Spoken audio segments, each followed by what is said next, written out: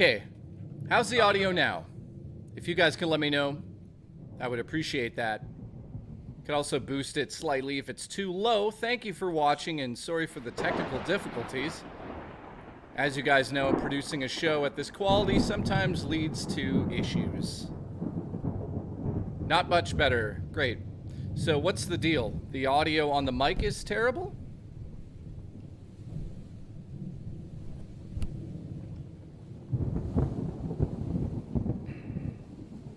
Audio should be fine.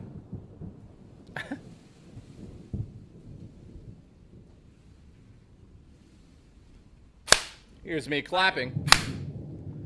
So audio should be fine now. I don't know what the issue is here, but turn my mic up a bit. My mic is currently on full. I think I'm suspecting something else here. So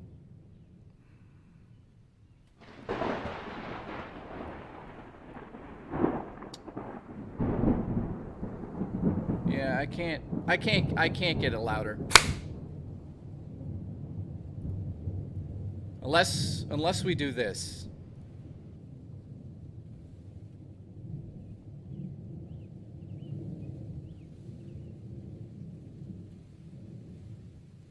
You guys hear me?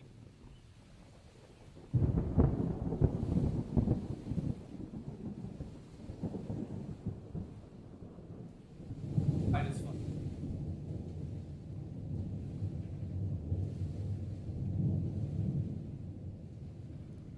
Okay, can you hear me now? And if so, is there a goddamn delay?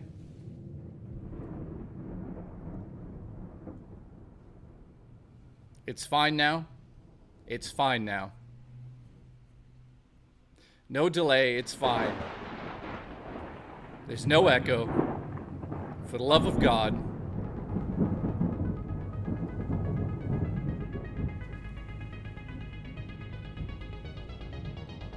Okay, well, let me retweet this out. I'll be right back.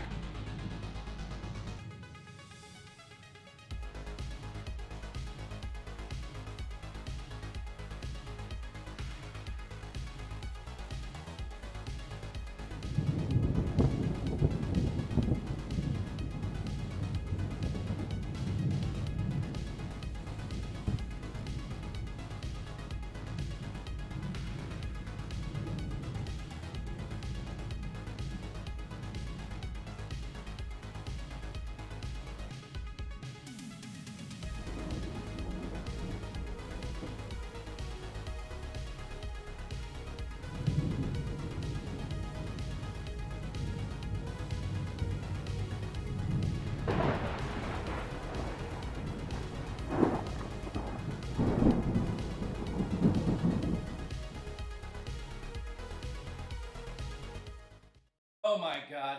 Talk about an absolute. How is everyone doing? Audio fucked up again. Here's the setup for this.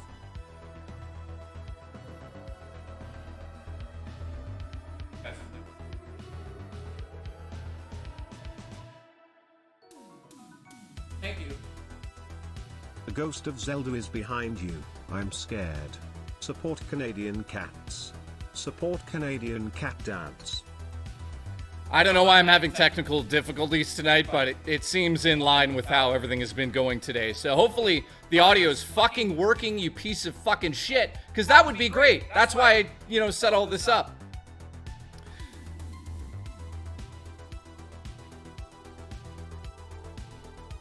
And now there's echo. Oh, man.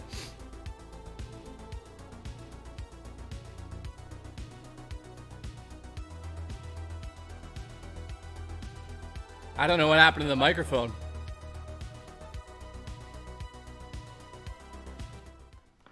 Okay, let's just do something crazy. Ready? You guys can't hear.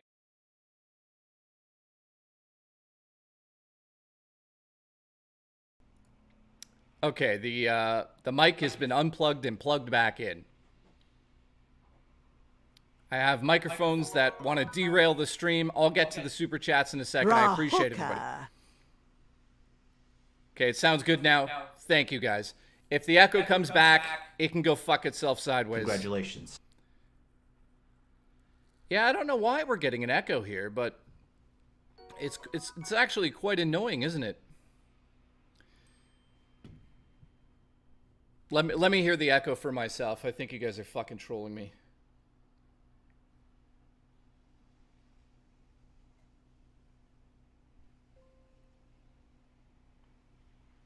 Hang on. The mic has been unplugged and plugged back in. I have microphones that want to derail this. Jay, come here, touch hip silly. No, I don't have monitoring on. I don't know why randomly this piece of shit mic, it just decided to break. To be honest with you guys, it just was like, yeah, I'm going to stop working. Now, the monitoring on the microphone is off. You know, I don't know what else it is. My headset mic is terrible. But I guess it says there's 2 audio inputs, but I don't see them. So if I kill this, guys, right now, like, are you still getting... Thank you, Astro Zombie. Am I still getting a fucking echo in here? Monitoring is not on. And the camera's not bringing in audio either, is it? No. There's no audio there. There's just... I can't figure out the echo, guys. I'm going to have to do something. My headset causing the audio echo? I don't think so. It seems to be like coming and going. It's at random. So I guess we're going to just have to deal with it.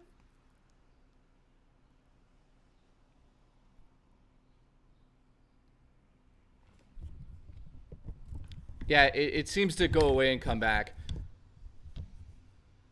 Hi, Mom. Hi, Dad. Love you guys. We're having technical difficulties. It's only when I speak louder. Let me try the other microphone, guys. If it's this piece of shit, I'm going to throw it against the wall live. Hang on.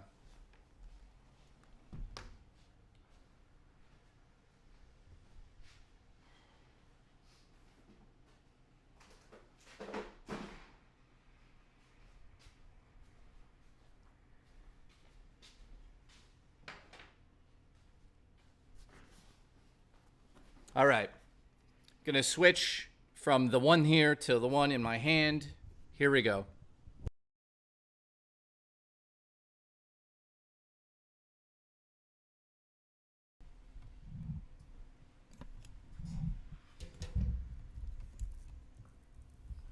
Okay.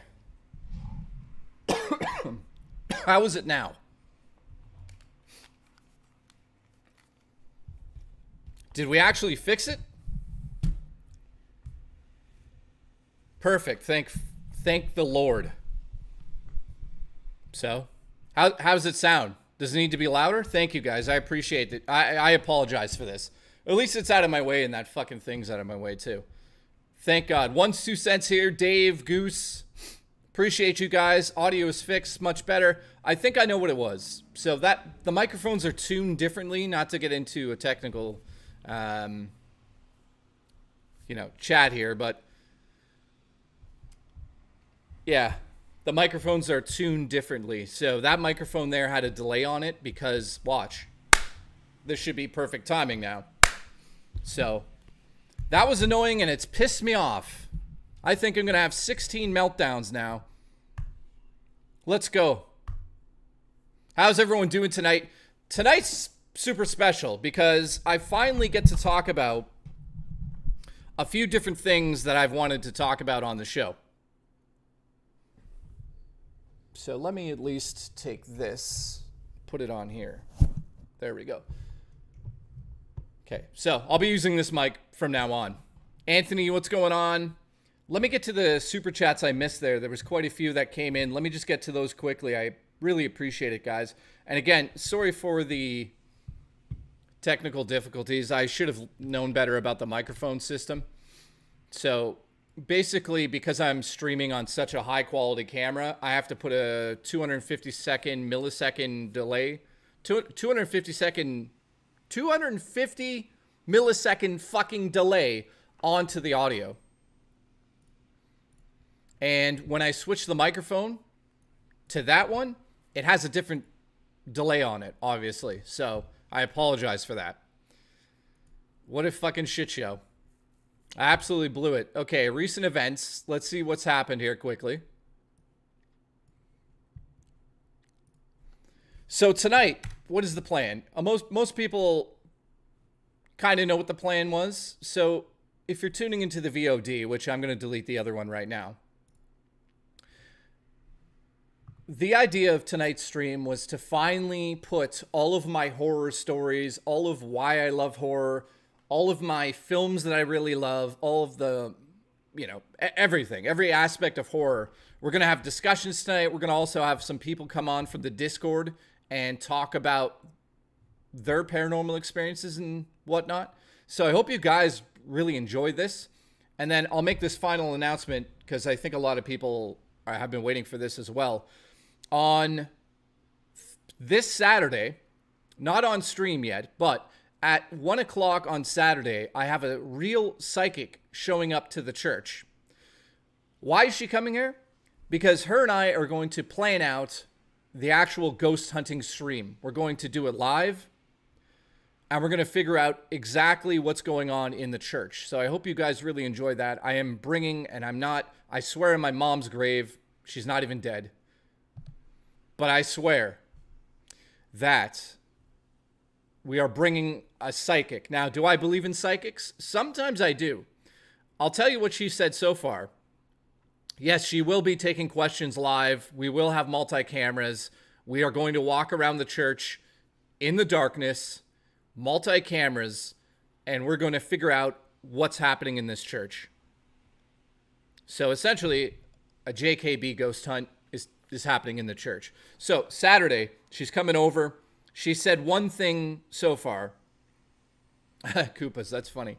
Yeah, she said, no, never mind. She said that she saw a photo of the church and she felt quote unquote heavy. So what does that mean? I don't know. Mr. Williams, what's up? Let me get this set up properly so I can just see everything here. So we're going to hang out for the next 4 or 5 hours here. Talk about horror movies, talk about everything how I essentially grew up into the horror genre. And we'll take some calls in a little bit as well.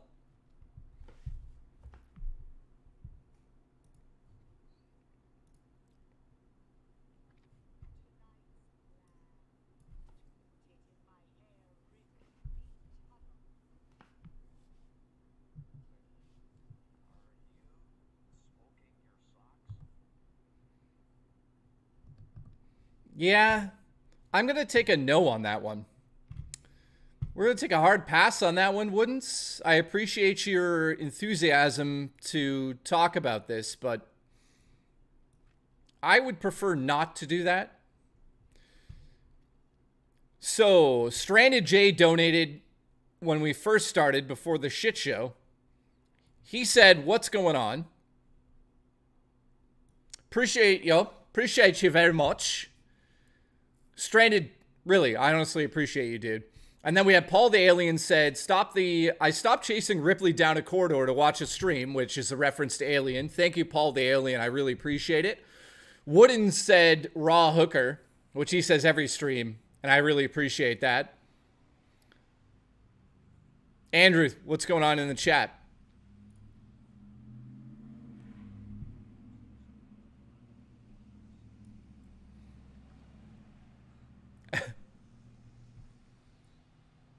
Thank you. Appreciate that, Evan. Was she back there? I don't know if you guys noticed, but there's an it balloon right there. That's the one thing I put on set last second.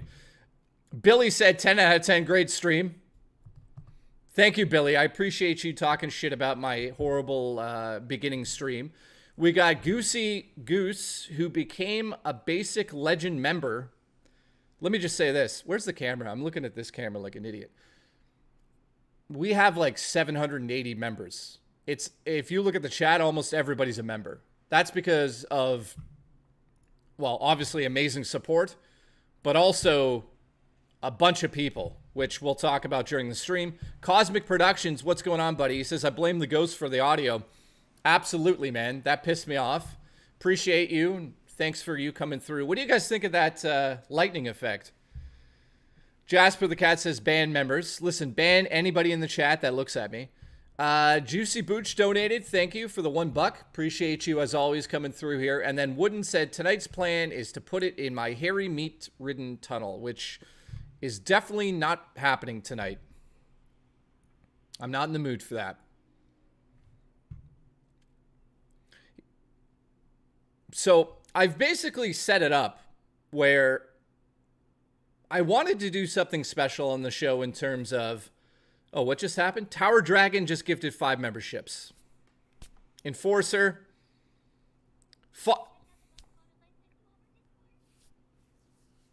Oh yeah, wait, we'll get into that. But Tower Dragon, thank you for the 5 members, man. I really appreciate you guys. Like, I'm just going to be transparent with you. The last couple of days have been so goddamn... Enforcer, man, congratulations getting a membership. I'm looking at this camera like it's there. I'm going to just take it off. I've had such a strange couple of days, and I'm assuming most of you can understand why. I just want that fucking bullshit to be done with. That's all. I'm so past everything. But here we are again. So once and for all, it's going to be over. I don't even know what else to say about it. I'm going to fucking lose my mind if it keeps going. So at the end of the day, you know, the last couple of days has just been bullshit. So hopefully we can have some fun. I'm definitely not talking about it here. I mean, you guys know what I'm talking about. And it's just like, holy shit. What is happening?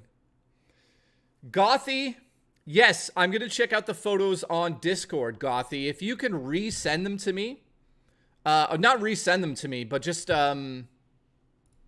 message me once more on Discord so you're higher up in the chat, because I don't know what name you're using over there. So if you could do that now, I appreciate it. I don't know what's happening. So Gothy, thank you for the support. I really appreciate you. Mr. Awesome. Okay, Gothy, I see. We're going to check him out in a little bit, Gothy, and I appreciate you really sending those over. Mr. Awesome gifted 5 members. Thanks, man. Really, I appreciate it. Zaylin gifted 10 memberships.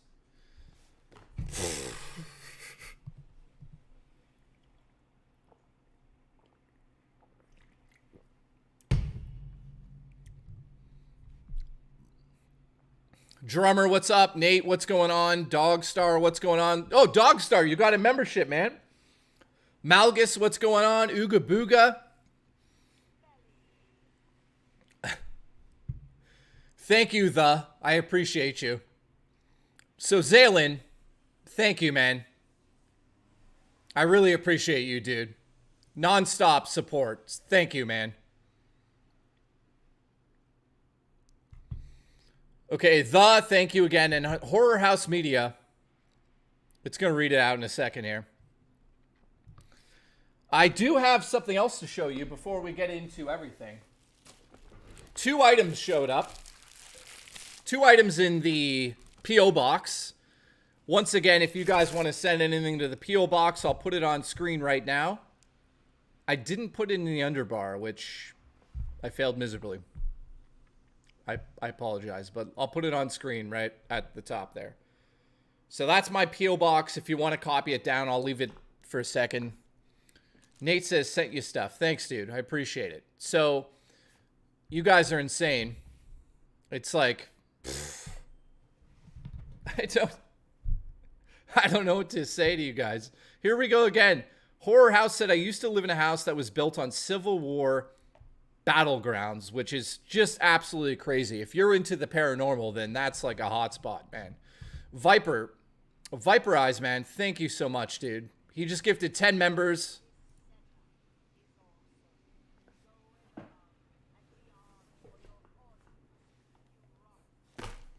I want to have fun. If we're going to do a horror movie night, I want to have fun, and I want you guys to enjoy the content I put out, especially for the people that do VOD.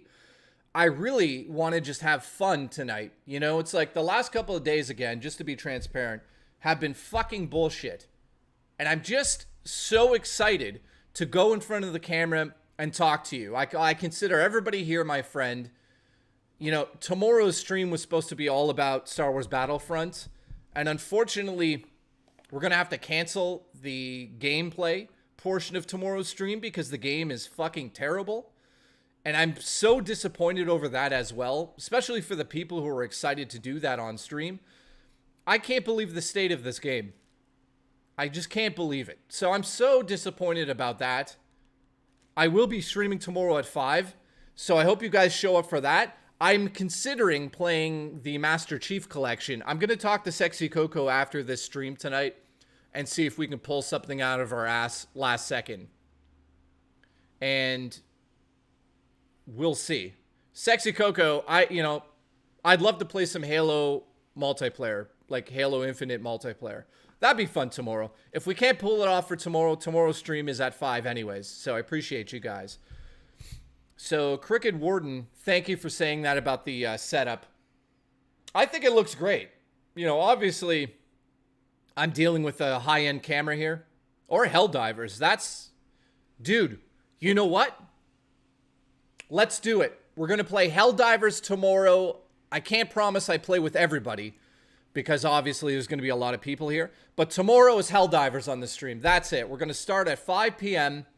and we're going to play Helldivers starting around 6:30. So let's have fun tomorrow, play Helldivers. I probably will have Astro Zombie with me and Witty Gaming if he's around. And we'll need one more person for that. So we'll switch it out as we go along. So thank you so much to everybody tuning in tonight. Tonight, again, just to reiterate, is a stream all about spooky things. Cue the lightning. Cue the lightning. Lightning! Fucking lightning. There we go. So, I really hope you enjoyed tonight's stream. I'm going to be here for quite some time. Hope you guys stick with me. Gothy, I really appreciate you in the chat too. So, Crooked, thank you. And then...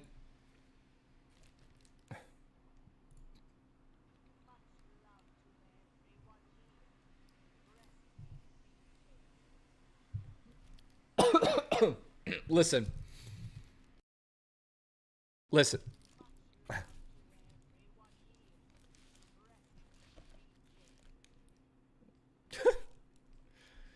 One's 2 cents says not hearing anything. Can't hear the witch? Okay, it's back. Let's play it one more time. You guys hear it now? Much love to everyone here. Breastfeed me, Jay. Good now. Also, my audio is good. We're still good. Okay, great. So, thank you, everybody. What no contact did to CEO, did to me, CEO. Oh, I can't even read it. Thank you, man. I appreciate your support. I appreciate everyone's support tonight. You guys are incredible. I can't believe we already have 20. We have 30 members tonight, which puts us into 800. We have 800 members. I have 800 members. I don't even know what to say about that. So let's open up the 2 packages that showed up. I have no idea what it is. It feels... I don't know what it is. So here we go. I hope I could show it on stream. Oh, fuck. Let me get off camera and then put it on. Oh, brother.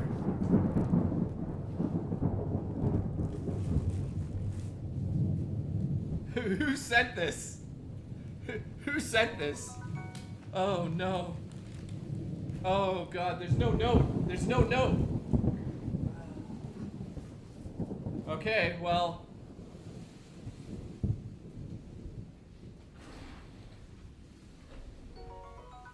Hi. Somebody sent me these ears. Okay. There we Jay, go. what is your favorite American cereal? Who sent these ears? Who sent the cat ears? I want to know immediately. Oh, brother. Julie, did you send these cat ears? Thank you so much for the ears. I love the cat ears. Who sent them? Okay, so here's the next thing. What's my favorite American cereal? Thank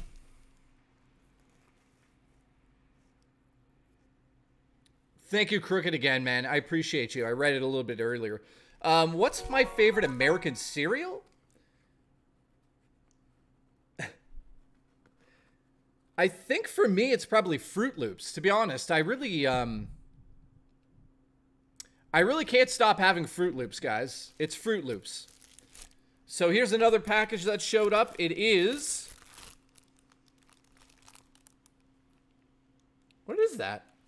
It's a PlayStation 5 game. I think it's a horror game, and I might have to play it on stream. Oh, cool. I think I've heard of this. White Day. Obviously, it's the setup. I have a hard time showing this. So, White Day, it is called White Day Labyrinth Named School. A Labyrinth Jay, Named School. are you excited for Luigi's Mansion Remastered? I played LN3 and it really pops on the old Switch. Hope we get a Luigi's Mansion movie soon. Yeah. Living Legend, thank you, dude. I am super excited to play Luigi's Mansion 2. You know, that's one of the original. I'll talk about that tonight because it kind of plays into this whole horror theme that I'm doing tonight. And I saw Gothy said this is from you. Gothy, thanks so much. I really appreciate this. I know what it is, but I never looked into it. Obviously, there's a lot of like Japanese horror games that I'd love to play on stream or just love to play in my own time. So thank you so much for that. Let's see what it is. It is explore the Erie High School and uncover dark secrets of the building's tragic past. Evade monstrous janitors, encounter terrifying phantoms, and solve mind-bending puzzles. Unravel a twisted narrative of 10 unique endings. Will you make it out alive? It looks great. I love stuff like this. Seriously, thank you so much, Gothy. Really appreciate it. So what's cool is it looks like there's a whole... Yeah, there's a whole collection of students that you can play as, maybe? So thank you so much. I'll definitely check this out, and I'll report back to you on how I feel about the game. Thank you. That's crazy. When I picked it, when I picked up the mail, I felt it. I was like, oh, this is a game. Like, who's crazy enough to send me a game?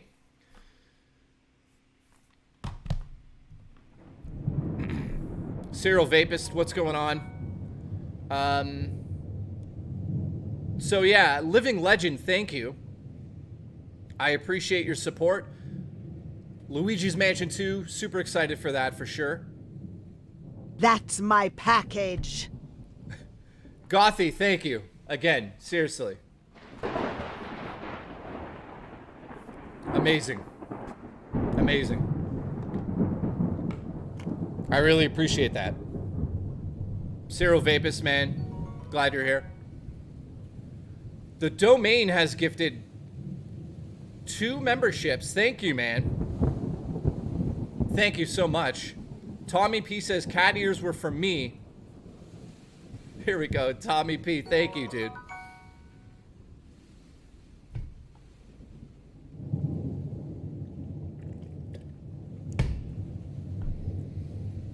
Tommy P, shout out to you, buddy. I love the cat ears. I gotta get them to stay properly. Here we go.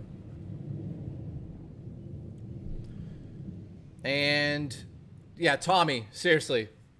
It's funny you said those, man. The domain has gifted another membership. Holy crap, we're up to like 36 this stream or something crazy. Or even more? I don't even know. So I appreciate you guys. Okay. What's crazy is in the darkness, I can't read these screens. I know this sounds crazy, but I can't read. Like, I'm going blind, so I gotta wait for them to pop up. So, got any hockey stories? Actually, I mean, I probably do have hockey stories. Yeah, turn on the lights, right? Hello. Is this thing on? Oh no. Jay can't hear me hunt him. Hold on, give me a minute. I have to turn on the cat mode. Zaylin, thanks, man.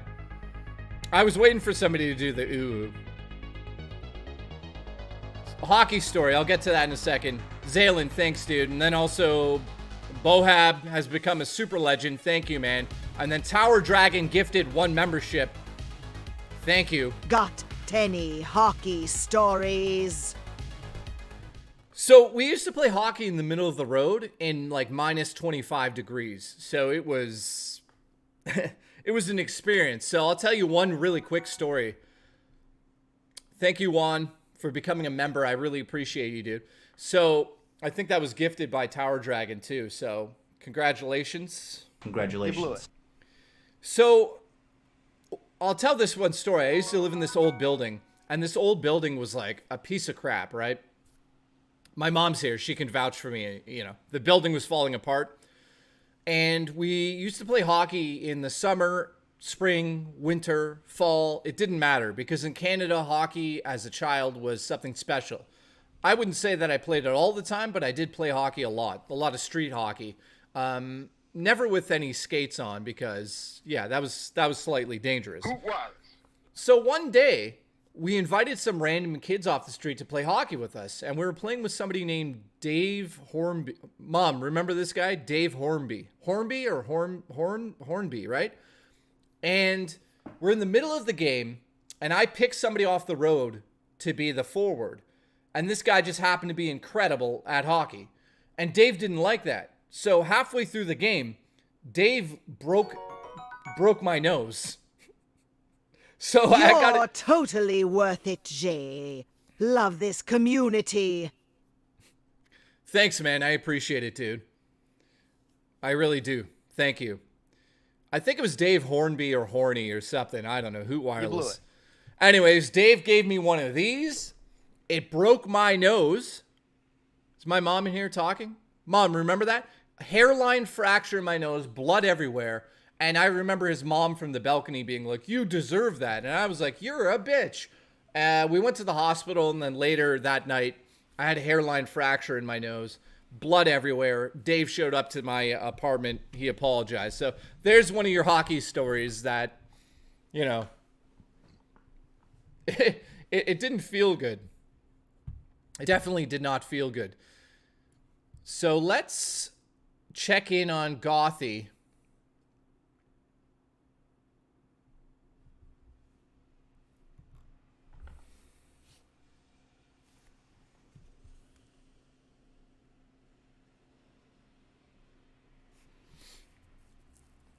One's 2 cents and one's 2 cents and Sexy Coco. That message in the Discord is correct if you guys want to just do that for him. Let's check in on the first thing of the night. So, holy shit, you sent video as well? You guys are ready, we're gonna head to the front room. Okay, well, we're gonna get into that in a second, because that's some creepy shit, but we'll get into that once we get into the ghost stuff, because I want to talk about that today. So, thank you, Domain. I appreciate the support, man. Jay, did you drink the Canada Dry yet? Yes, totally.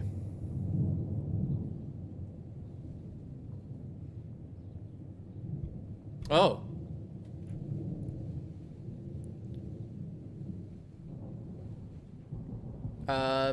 You have to do it. We can't. We are not YouTube managers for you yet.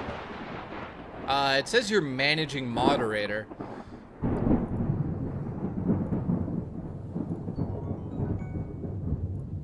There you go, Cosmic. You're back. Broken nose. Don't worry, chat. That just helps me smell Haunt J through the walls. Zaylin, thank you, man. I appreciate it, dude. I really do. Your support has been ridiculous over the last couple of days. So we're caught up with all the super chats, all the lunacy that's happening over there. So I want to start talking about my journey into the paranormal, which I know a lot of you have been waiting for this story on the stream. So let's sit back and relax a little bit. If we need to take a break, we can, but let's turn that off and just sit back and relax for a second. So a lot of people, tons of people have been asking this question since I started streaming on Rich's channel back in the day. And that question would be, how did I get into paranormal? Well, I was going to say paranormal activity. Also, did I lose all of my mods?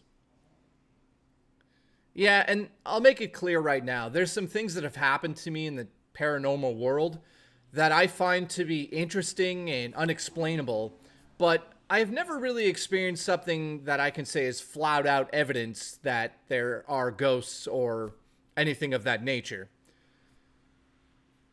It's weird. It's weird because the chat is not showing mods the proper way, so I can't tell who's a mod. All of the colors are just showing up as regular colors, so they'll be, you know, it is what it is.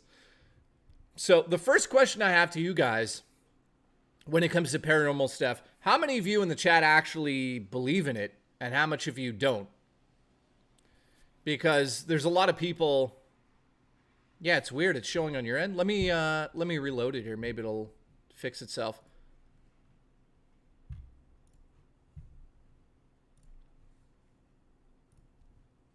Okay, we go. Here we go. Yeah, it's not. So there's a lot of people that say they do. We got Zaylin who says I do to a point, which, yeah, to a point. I guess I'm in the same vote as you. Cheetahman says sometimes, which I totally can understand. Cosmic says, oops, all mods, my favorite nutritious breakfast. Oops, all berries. I had that once, like a couple of years ago, and it was a pretty good cereal. Nate says, I've seen some crazy shit and not on drugs. Nate. Nate. Congratulations. You're fired. You blew it. I love you, Nate. You're good. Listen, I'm going to bring this up right now. Not to put Nate on the spot. I'm just saying it. I'm just being honest. Since Nate's joined our community, you know, I know that there was a rocky past with Nate over in Rich's community. I just want to say that Nate on this end hasn't caused any issues. He's been normal. Everything is good with Nate. Nobody's messaged me saying they have any problem with Nate. And I just want to say I'm proud of you, Nate, for not falling back into that negative zone. And I love having you here, man. I really appreciate you respecting everybody. And I think you're a cool guy. I have no issue with you, man. So thank you, Nate. Just wanted to give you a small shout out here and just say you're welcome here. And I've seen no, quote unquote bad behavior other than Nate smoking his socks. Are you smoking your socks? That's a different story. He's been doing that. So thank you, Nate. Appreciate you. Just wanted to give him a small shout out just because I think he deserves it at this point in time. Now, Viper Eye says, to a point, I stay the hell away from Ouija boards. Have I ever used a Ouija board? No. So let me start with how I got into paranormal stuff from the beginning. And I'm going to talk about the films, the video games, and everything else that sort of influenced me to want to direct my own horror films. But also to kind of be on a dark side. I know that some people are going to be like, this is ridiculous. Terrence says, what the hell's on my jacket? That is... That's that. I don't know. Let me turn off the text so you guys can see my little Easter egg back there. I don't think anyone's noticed the It balloon yet. Would you like a balloon? Yeah, I'm wearing a Dead Silence hoodie tonight, guys. You guys want to see it from behind? I haven't shown it off yet. Let's see. I don't know if that's even showing up. Is it? It should be. Now, if that balloon starts floating over to us, well, it's floating. You get it? You guys get it? Would you like to float? You'll float too. Oh, by the way, it's a real balloon. Here. It's a real balloon.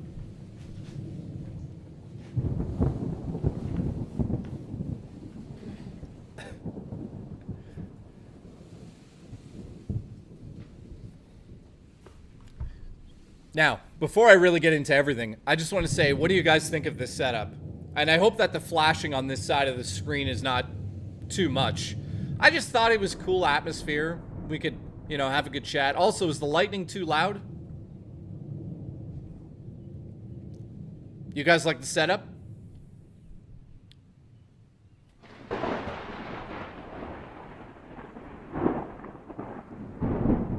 It is moving, isn't it? Once 2 Cents says he doesn't like the setup. SG Tech says 7 out of 10 setup. Thank you, I appreciate it. Glad you guys like the setup. Everything looks and sounds pretty good, I think. So when I talked about doing this stream, I always said that I would try to go above and beyond, and this is kind of my first step into that. The lightning is a bit loud. Yeah, well, I mean, it comes and goes. I hope it's not too much. Kid, what's going on in the chat? How does Terrence not have a membership yet? Who was? 5,000 memberships have been donated in the last 2 minutes, and somehow Terrence doesn't have one. White Lando, huge shout out to White Lando, by the way. I've been eating those cherry candies nonstop, dude. And I think I'm like 2/3 into the bag, and I can't stop having them. But I had the Vernon drinks the other day. What did I miss?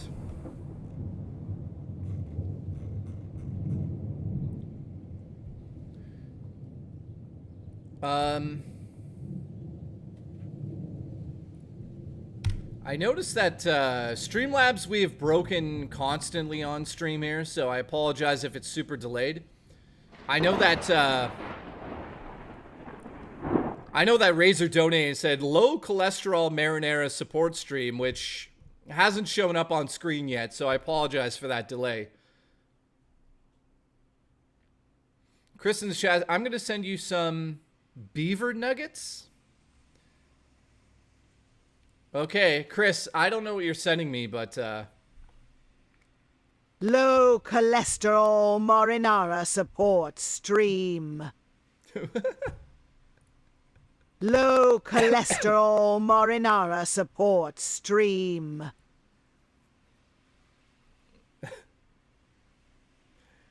oh man. Hang on. I forgot I have cat ears on.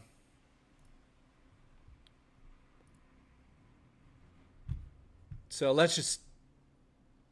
Okay, so that is working. Thank you. Thank you to Razor for the low cholesterol marinara support stream. I appreciate you. Legendary. Razor, I've seen you around. Thank you for the support. Okay. So, here's how I wanted to start this stream. I wanted to talk about how I essentially got into the paranormal, and then we're going to branch it off and we're going to discuss it with you guys as well in terms of how you also got into spooky and scary horror stuff. You know, it's not all just ghost stories tonight on stream. I want to talk about the video games that really got under my skin, the films that got under my skin when I was young. How did that affect me as I got older? And also, how did that actually affect my personality in terms of what type of person I am? So hopefully you guys really enjoy this tonight. Again, shout out to Gothy who sent this over. And the cat ears. Dude, I can't believe you sent these, but I love them. Thank you. Let's make sure they're the proper way. There we go. So let's start where it all began. Because I sat back and I thought about this, and I knew that a lot of people would want to know this aspect of me and like, where did it actually begin? And I thought and thought and thought about this. And my mom is here, and she can probably, I don't know if she'll remember this. Mom, are you still here, Mama? Are you smoking your socks? Shout out to my mom, who's a drug dealer, by the way. Adam, it's totally Jay's decision at the end of the day. It's his channel in life. What's happening? What discussion are we having in the chat, Adam W? What are you asking? Hi, Jay. Megan, thank you. Appreciate that because of Bartman. Thank you for coming over for that. Miss Queen Mag, thank you for showing up. Where's my mom? My mom... Mom, where are you, for God's sakes? Because I'm about to tell the story that I don't think I've ever told my mom. CGCV says, my 33rd birthday is next week. I'm going to smoke some socks. Are you smoking your socks?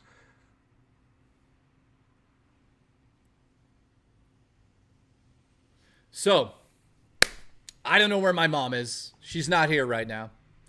Mom's probably in the chat trying to sell people drugs. Congratulations. So let's get into this.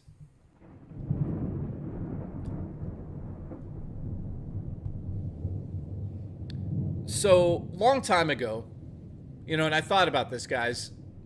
Yeah, my mom abandoned me again, which sounds 100% normal. Here is my first ever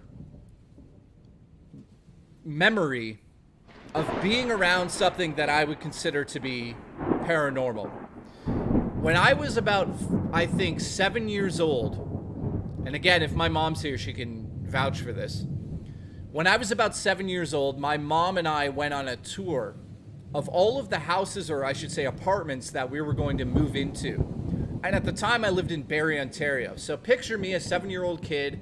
I had long sort of like hair. I looked like Phil's wife with like a bowl cut. And if that balloon gets closer, I'm going to run. So it's actually quite spooky to have that red light like that. I love that setup back there. And then also sort of like that flashing. You know how I was going to start the stream, guys? I was just going to stand in the background like this. Watch.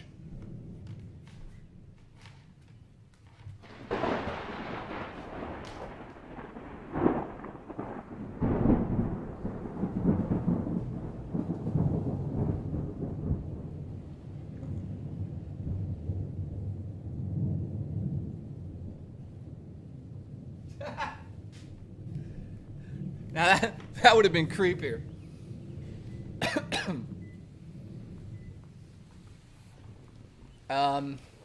A silhouette. I should have just stood in the darkness like that. The problem with setting up something like this is I don't know how bright your monitor is, so you would have just seen me. But yeah, you get the idea of this stream. Also, it's great because I could pull this desk back quite some bit, like this, and we can move into the darkness if I want. See, because if I move back here,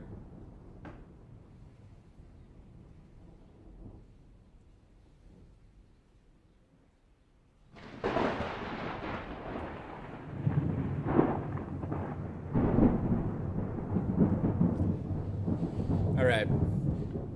So back on track here.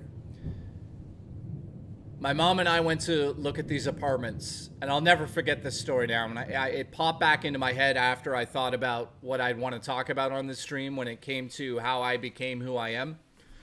And not to get too personal, but I would say that I fight with a lot of demons from my past that have to do with many issues from just things that I didn't understand when I was young, and I didn't meet my father until I was a certain age, and I don't have a relationship with them anymore, really, and, there's lots of stuff. Depression, anxiety, all that stuff. Now, in saying all of that, I sat for the last 3 days thinking about a lot of serious things. And one of those things was, what is the first time that I was ever scared shitless? And now I remember it. Jay's mom gave me a panic attacks. Thank you, Amber. Jay's mom gave me a panic attacks. I don't know why it's not. Let's just.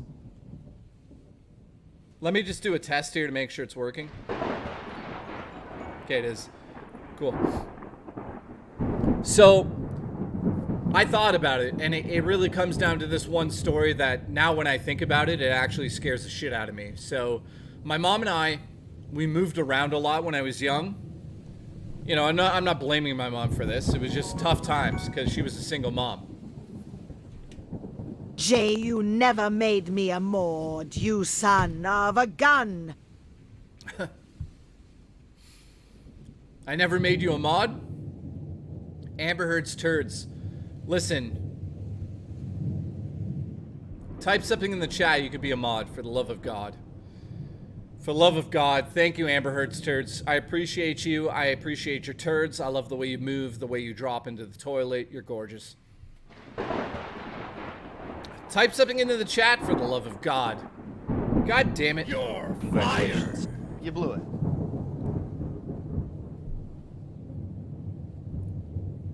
There you go. There you go. I've been watching paranormal vids on YouTube non-stop recently. Can't sleep unless I'm listening to creepypastas. Glad to know I'm not the odd one out. Well, I am moving that balloon to you with my farts. I hope it smells. Zalen. Thank you, Zalen. That's explains so much. Beast, let's talk about what Beast said. By the way, every night to relax, I watch Ghost Adventures. So after the stream tonight, I go in my room, eat some candy, and I watch Ghost Adventures or Ghost Hunters, or, you know, there's a lot of cool paranormal shows. There's another one on A&E. I can't think of the name of it, but yeah. Zalen, thank you for the comedy as usual. If that balloon actually does move closer to me, you know, I will I will not be happy about that. Zalen, thank you, dude. So to reveal that story finally, I know that people have been waiting, and I keep going off track here, but here we go. Unsolved Mysteries. C Vegas in the chat. Snavis. I can't say your name. Snavis, that's your name now. So my mom and I used to go to all of these places to basically do a little bit of a tour and see if we wanted to live there. So one of the places was an apartment. Now, this is where it gets interesting because, as I was saying to you guys, I thought about this for the last couple of hours, or sorry, days, and I've thought about what was my first paranormal experience. Let me try to set the stage in a way that you guys can feel like you were actually there with me. So picture 1980, I would say it was 1987. So I was like 6 or 7 years old. So 1987, what was going on in 1987? Think of the televisions, think of all of the broadcasts on TV and how terrible they looked. Movies, we're talking about 1987, so I think Return of the Jedi was big at the time. Well, especially for the toys. I used to go to the supermarkets and there'd be crazy aisles of Star Wars toys. I think some of you were not born. 87 was the Lost Boys, I think, came to the theaters. So 1987, I was playing Sega Master System. So hopefully you guys can kind of get an idea of what was going on in my life at the time to set the stage. We were in the middle of a really hot summer at the time, and we would go to these places. You are a cool dude, Jay. Thank you, Nick. I appreciate it, man. Really. Or woman. Seriously, thank you so much for supporting the stream and saying that. So I would go to these places with my mom. We were living in an apartment at the time, which I'm not going to get into detail with. I think she'd broken up with her boyfriend at the time.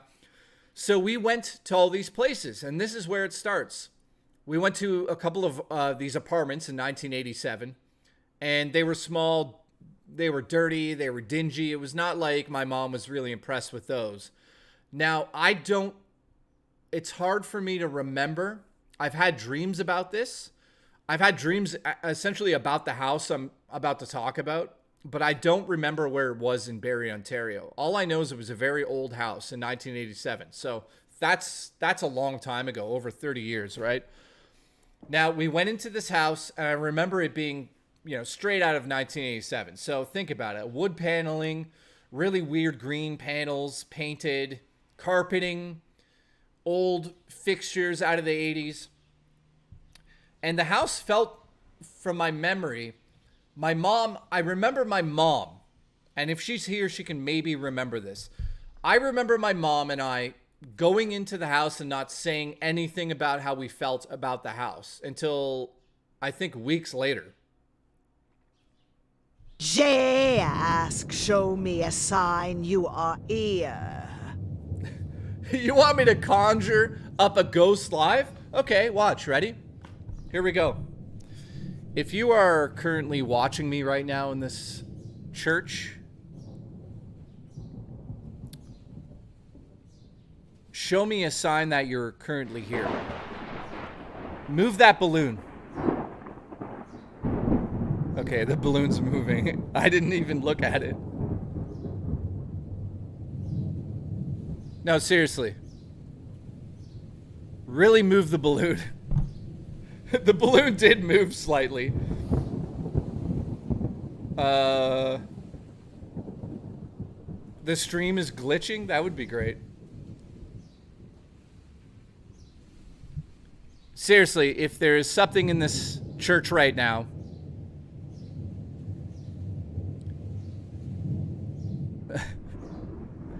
give me a sign that you're in the church right now. Are you an old lady?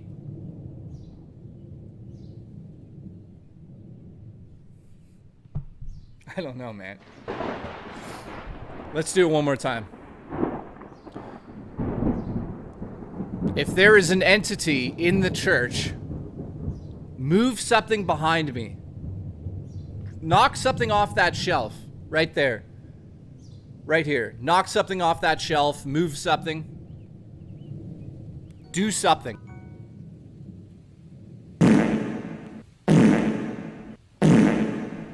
It's getting closer.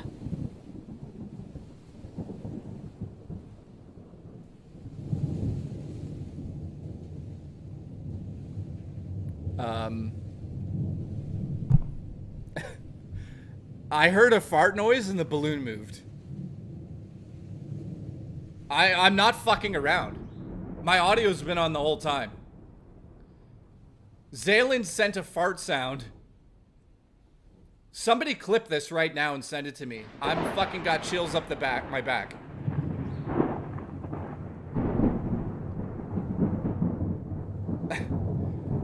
Zaylin literally sent a fart sound and the balloon moved. The fart... I'm not... And it's not moving now.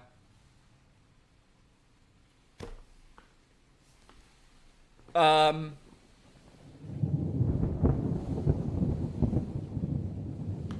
getting a weird fucking feeling, to be honest, behind me. This idea behind me was terrible. It was terrible. Okay. Somehow Zayland has conjured the ghost to fart behind me.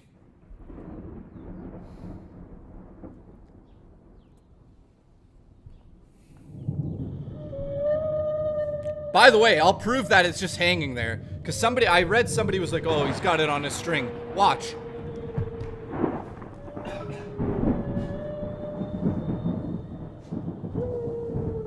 It's not on anything.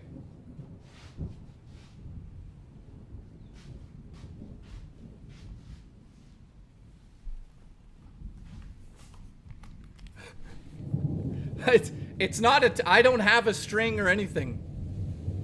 It's hanging from one string off of the banister up there. So if it's moving behind me, You guys should know that there's no open windows. There's no draft in this place. I have all the blinds shut on this side. The door's shut. So if that moves, it sucks the beavers. So you guys keep your eyes on that thing right there. If that starts, it's moving. Well, it's still moving because I went near it. So to be honest, I gotta be honest. Let's stop for a second. I gotta be honest for a second. When I was looking at the balloon and Zaylin made it fart and it moved, I'm actually feeling uneasy about that. Because, you know, we'll get into it later, but there's been things happening in this place. So getting back to my story, by the way, I'm going to be staring at this. If this moves again,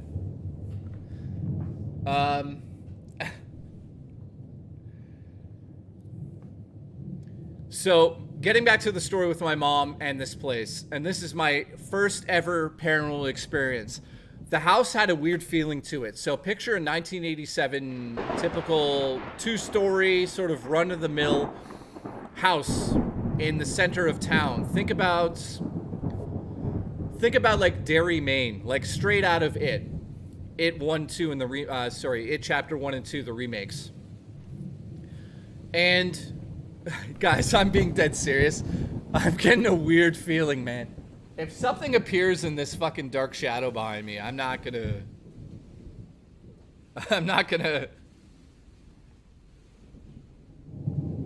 enjoy it. You guys keep your eye out for this. If you look closely, there's the staircase that goes upstairs there. See it right there? I get a weird feeling, man. Zelda is upstairs, I think. Hey Siri, turn off the studio light.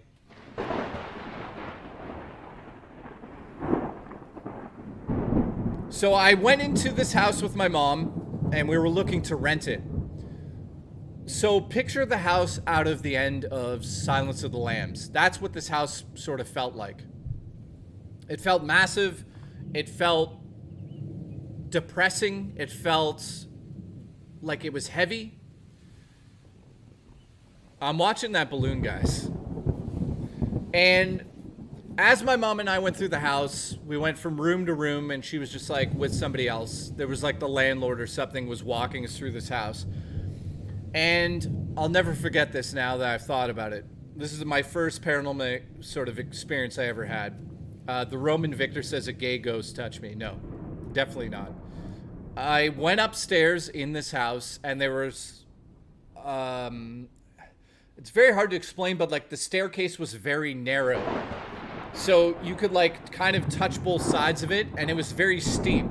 And you'd go up a flight and then up another flight. You'd turn and go up. And as I got to the top of the staircase, there was a long hallway. Let me blow my...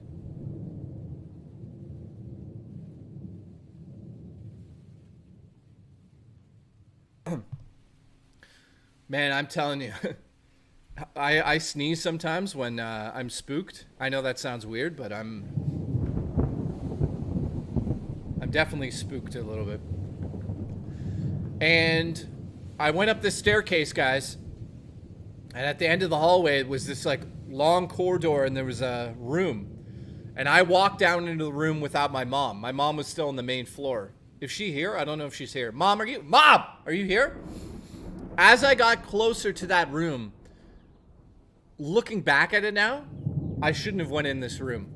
It felt like a heavy, dark, black mist was in that room. And I can't explain it in any way that would make sense to anybody. I think a lot of people know what shadow people are. Shadow people are these entities that are usually between 4 and 5 feet tall, maybe even 4 feet tall.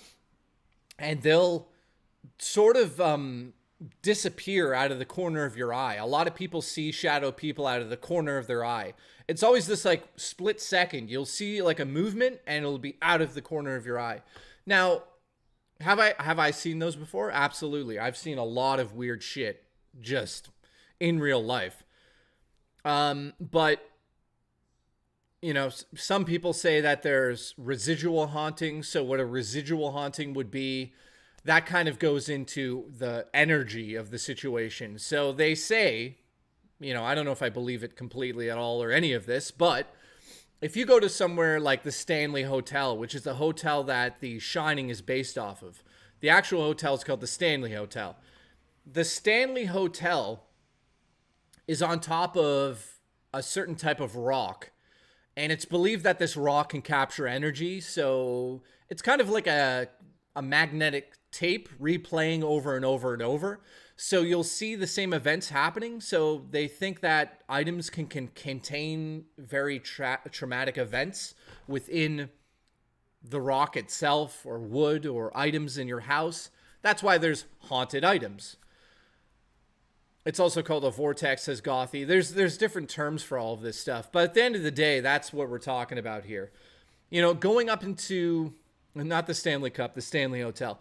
Going up into this bedroom was an experience that now, it's something I thought about over the years, but I didn't really think about how much it scared me. And not to be like, yeah, I had a bit of a moment, but I did have a bit of a moment. I walked into this room, and I remember being about 7 years old, 6 years old, and it was just terrifying. Something about this room didn't sit right with me. And there was a closet door that I opened up slowly in this room, and in that closet door room was a smaller goddamn door. And it scared the shit out of me. Are you into SCP Foundation stories? Enraged Gecko, what is SPC Foundation stories? Let me know in the chat, dude. I have no idea what that is. Enraged Gecko, thanks for the support, by the way. So I went into this bedroom thinking I shouldn't be in here. I'm 7 years old, straight out of a horror movie. I opened this closet door, and in the closet door, there's another room, but it's like another smaller door. And, oh, creepypasta thing? No, I've never really checked out a little bit of the creepypasta stuff, right? And so Enraged Gecko, no, I haven't checked out any of it. I'll definitely check out some of that if you want to send me a link about it.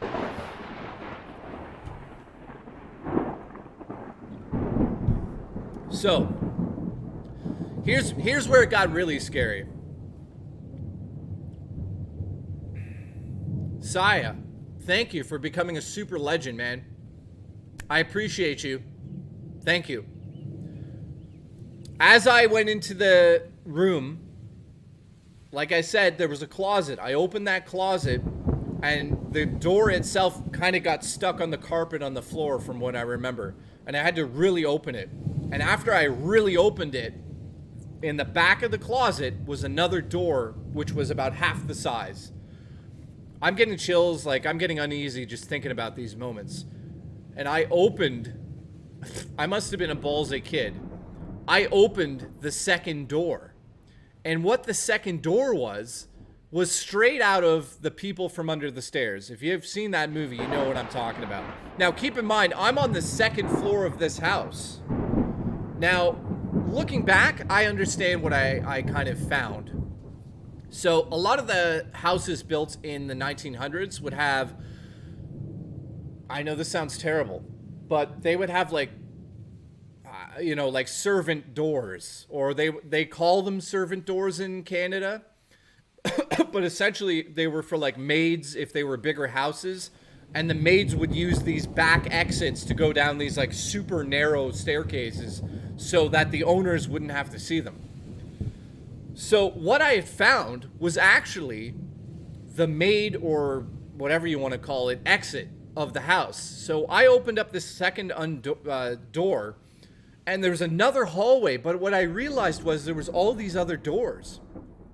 And it was like going to this downstairs, and there was a staircase, and I walked through it, and I was like, oh, this is just like some weird exit. But there was such a heavy feeling in that hallway. And I remember leaving the hallway, and a voice said to me when I was 7 years old, and it basically said, you're gonna get fucking stuck here if you stay here. Something on those lines. I can never remember what it said to me, but I also have to say, I don't remember it saying it to me in an audible way. I just remember going back into the room and running out of the fucking room because I felt like something was grabbing my back. And when my mom and I left that place, my mom said that she did not feel good in that house either. And I don't remember if I ever told her how I felt about that room upstairs. So that right there was my first ever sort of paranormal experience, if you want to call it that. Could it just be a creepy hallway and I just felt a certain way? Absolutely. Now, in saying that, and again, I'm not saying that that caused me to get into the paranormal sort of quote-unquote field. Again, I wouldn't, there's some aspects of the paranormal stuff I haven't told you guys that I'm into, and I think a lot of people would want to hear about that too. I've definitely been on some ghost hunting adventures, and I've definitely done some of my own experiments to see if people were there and some of my stories. But today we're going to go over all of it. So thank you so much for tuning in. Don't say the fucking balloon's moving, man.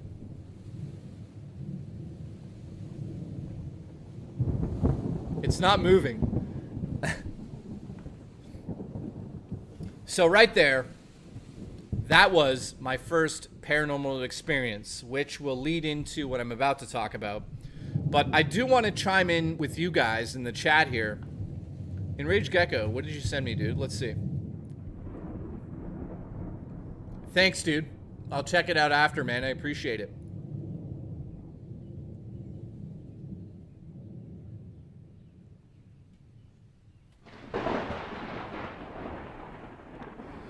Oh, man. Okay, I just got some word from the Discord server. One of my main admins over there, Ones2Cents, says, just so you know, we're 33 members from Discord being a discoverable server. So if you guys want to join the server, definitely go over and do that right away. I'd appreciate that. Thank you so much. So let's move on in the story timeline of me and paranormal stuff, because there's a lot of stuff to go over here, and we'll probably be here for like 5 hours. So I hope you guys stick around for all of this. And yeah, is it falling? Let me put it on in front.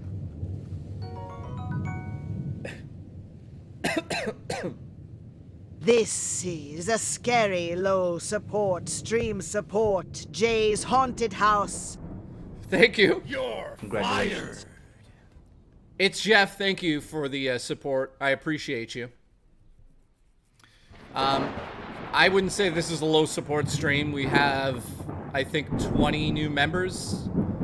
Sorry, not 20 new members. Like 100 and... How about I just do this? Let's just do this quick. Again, I appreciate everyone that's here right now, and if you're watching the VOD, I appreciate you watching the VOD. I apologize that the stories aren't more formatted. Going into the future, I'll make sure that these are a little bit more formatted. In terms of members, we have a total membership... Oh, man. We are currently at 803 members on the channel. Congratulations. Thank you, guys.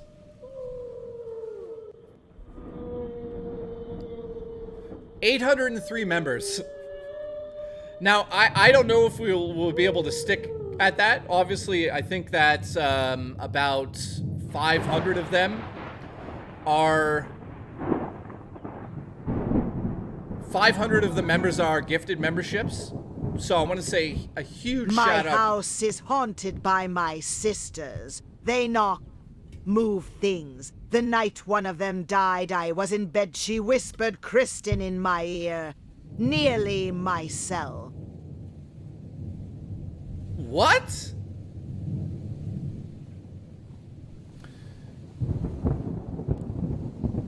When one of them died? Let's back it up here for a second, Chris.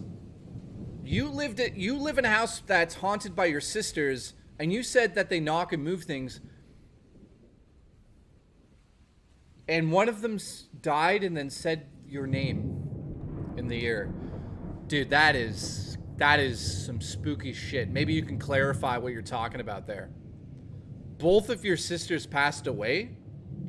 Man, when I said this would be a spooky stream, I didn't actually think we'd be getting into, like, really spooky stuff. That's terrible, first and foremost. I'm sorry for your loss. Second of all, that is absolutely insane to hear.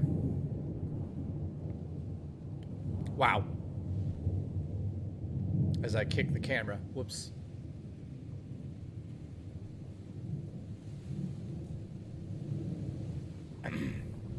Yeah, let me just take a second to... Let me take a second to think about that. The night after one of them died in the house from cancer, I was going to sleep and she whispered, I "Kristen." had instances where religious icons were pushed off shelves, lights turned on and off out of nowhere, and had sleep paralysis. I'd be home alone and hear loud footsteps. Then there was my dog just barking at empty rooms. Beast, man. That's when it gets spooky, man. I've got some stories that I'll get into in a little bit, like in the next few hours, but that is spooky right there, man. Religious icons pushed off shelves. I mean, usually when something like that happens, it's a demonic presence, let's be honest. Long ago in Canadian town near you, Jay banged a woman who smelled of pancake batter. Then he gave her his baby batter.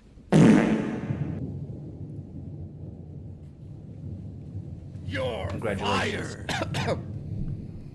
That must be somebody I know, because I did date a woman that smelled like pancake batter. I don't know what that was, but Terrence, how does Terrence still not have a membership? Well, the lighting's getting bad here, right? Insomniac, no, here it comes, dude. Yo, I love the weekly bites vid today. That's how you do news, brother. Keep it up. Thank you, Insomniac. Seriously, dude. How many of you guys watched the Weekly Bites episode I put up yesterday? And what did you guys think of it? I hope you guys enjoy it. Those will be every Wednesday on the channel. I collect all the news and just talk about it in a very sort of friendship way. I don't want to make it seem like I'm a professional anything. I'm just somebody on the internet who loves gaming and loves talking about it with you guys. Yeah, okay, so let me just explain this. I dated a girl that, I know my current girlfriend's watching, so divert your ears for a second, honey. Listen, Jay, do some paranormal activity in my bum. Congratulations. You blew it. You're fired. United Horse Foundation, I'd absolutely love to do that. Let me just be honest. Yeah, she smelled like pancake batter in one way only, and I'm not going to get into details. Let's just say that something came out of her that smelled like pancake batter. So, congratulations. Congratulations. That's like 20 years ago. That's awkward.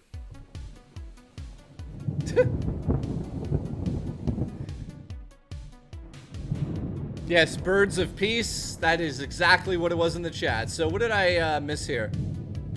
Insomniac, thank you. And then back to Beast. Let's talk about Beast's instance here. Lights turning on and off, which is, you know, obviously a poltergeist type haunting. Sleep paralysis is, you know, I can't say that sleep paralysis is really anything paranormal in my opinion, you know? But dude, crazy story, man. Your dog barking at empty rooms. Whew. Nightbreaker, Jay, hilarious. I got married at the Conneaut Hotel in Conneaut Lake, PA. It partially burned down and a bride on her wedding night died. I felt stony energy there. All the staff I asked are scarred to go in the ballroom at night. They've seen ghosts dancing in there. Evan, that's crazy. If you can DM me that on my Discord server, I'd love to look into that. But Evan, thanks for the support. That is a creepy story, man. So, moving on into my paranormal experiences, right? I asked Duty Stream says ghosts aren't real. Which, I have never, okay, let's get this straight. I have never witnessed anything that I can say was like, look, there's a ghost staring at us.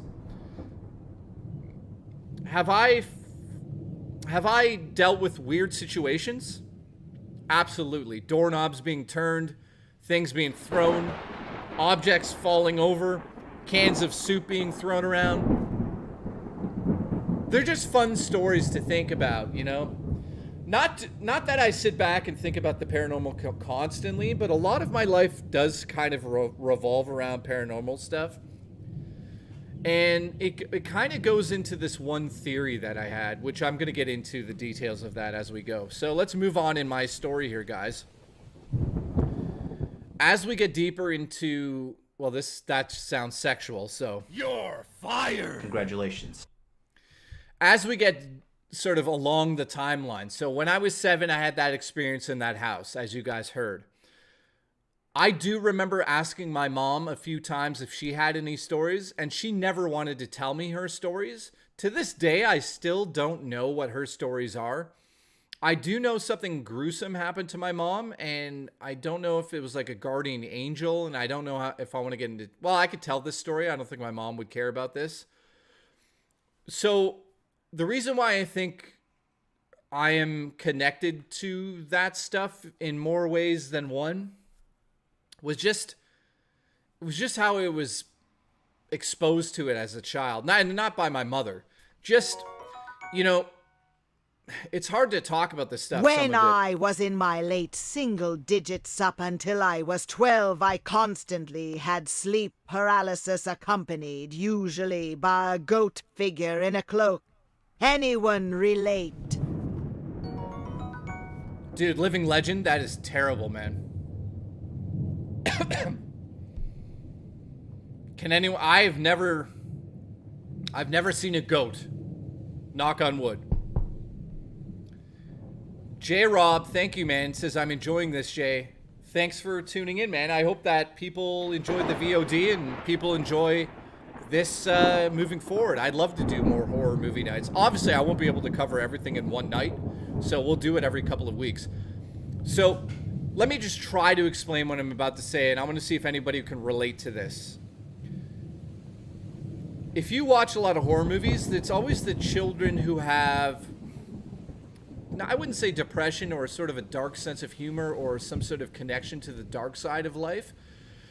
But I've always had some sort of fascination with the darker side of life over the light side of life. And that's not me saying I'm like a Satanist, you know, even though hail Satan. That's a joke, by the way. Or is it? I'm kidding. I did go into a Satanist group and say hail Satan for about 4 months before they booted me out. They realized that I was just an ass. That was just me having fun. Everything that they wrote in the group on Facebook, I would just write hail Satan, and then a bunch of them would be hail Satan, hail Satan. It was hilarious until I got booted. So before I became Jesus, growing up, I don't know how to explain this. I was told by a bunch of psychics or mediums, whatever you want to call them, I was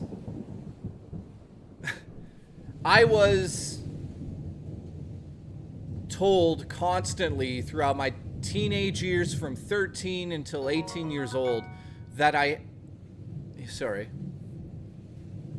went to Camp 30 Bowmanville at night, W some friends, and I'll never forget how creepy and eerie as hell. Insomniac, man. Camping. I don't know what Camp 30 Bowmanville is. I'm assuming it's a haunted location. But dude, yeah. Hamo. I mean, listen, guys. I have on purposely raised the amount that has to go on for these alerts to go on screen. So they're like as high as they ever would be on like Review Tech USA. So I apologize for being derailed sometimes, but whoops. The hell.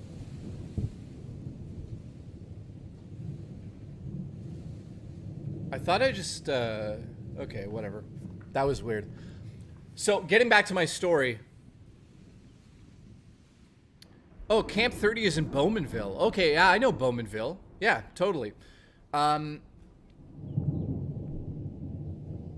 Yeah, this is not a cult stream. I can confirm that to everybody out there. Delta in the chat says, can you fall in love with a ghost? We're gonna find out. I don't know what that means, but it sounds creepy. Edge until you look at my man. Sucks that Battlefront collection MP sucks fart bubbles. Astro, I'm so pissed about that. Thank you for the support, man. And also, I will look at your ass. Congratulations. So, moving on to my story again. I don't know how to explain this to you guys, but I've always leaned towards a darker side. Darker comedy. I don't know why I'm not fascinated with death, but I have some sort of connection to it in an odd way. I never wanted to have kids. In fact, I got a vasectomy, which means I could have kids, but it would be very, very, very difficult now. But I never wanted to get married and have kids because I see something in life that I would consider not to be pleasant. And I didn't want to pass it down through me, if that makes sense. I don't know how to explain this. I'm probably sounding like a lunatic right now, but I've been told by psychics and mediums and all this shit throughout my life that I was like a beacon, some sort of beacon of energy where spirits would be attached to me, asking for help constantly, draining my energy. And if you think about it, you know, and I'm not saying this is what it is, I'm just saying what it could be a possibility of, but you know, it's I can't believe I'm talking about this. It's like such a weird thing, but you know, depression is about having like low energy and having like enjoyment sucked out of your life. And sometimes over the last 20 years, sometimes there's like moments I can't explain why I feel the way I feel. And I'm also the type of person that I really mirror other personalities, and I'm very good at it. If I'm dealing with somebody that's like low energy, yeah, Pompish, that's actually a good fucking point. If I'm dealing with somebody that's low energy, I can mirror it. If I go in, I'm like, I wouldn't call it an actor, but and this is going to make people also look at me differently, and, you know, maybe some people are going to be like, yeah, this guy's lost it, but there's certain aspect to Dexter, the TV show, that I can understand. And it's not the killing part, because I'm definitely not a killer.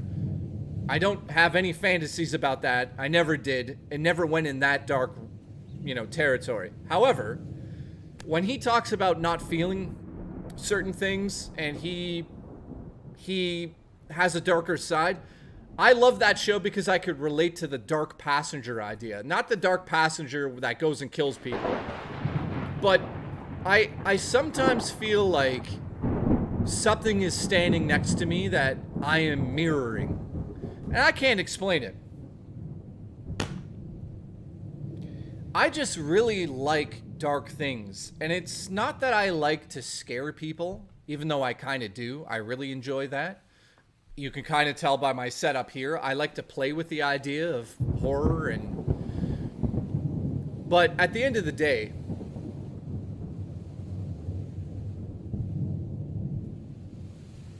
Robo, come on. Don't talk like that.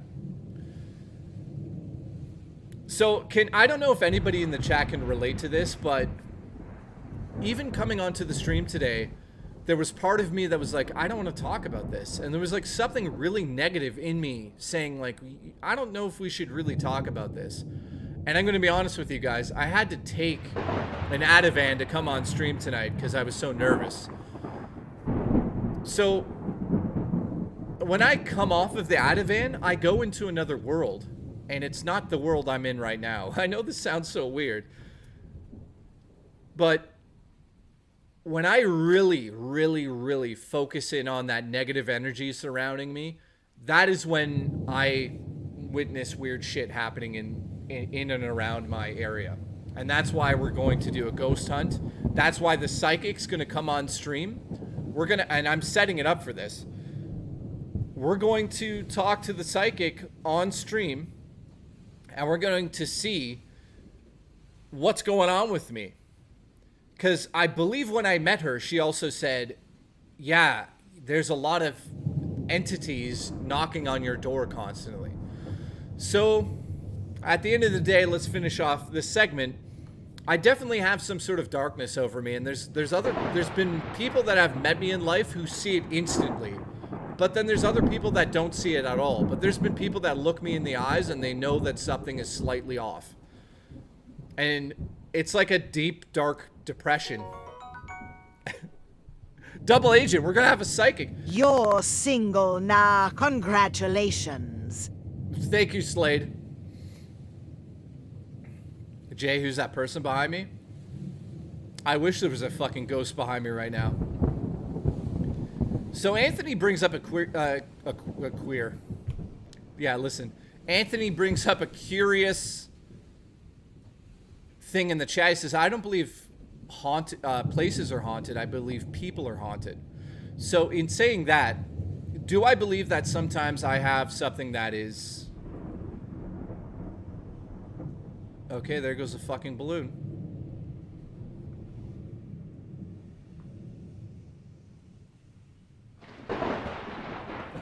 It's fucking scary when there's no air movement in here. Yep. The balloon is moving. Let me get a drink, because I need to just look at the situation from a side. Hang on. Also, this fell down. Getting a drink. As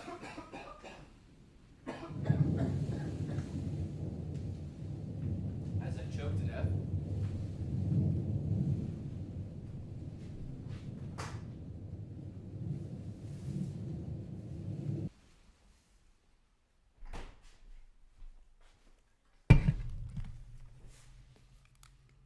So let's do a test here. If I like just move my hand like this, does the balloon move?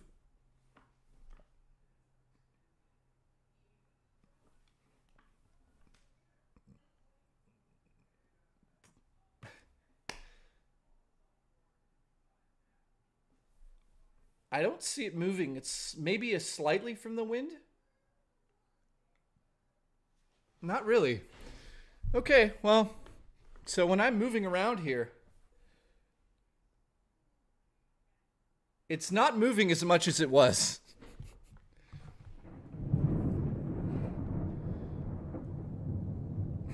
So there you go. I just wanted to do that on stream to prove that I'm not moving that balloon.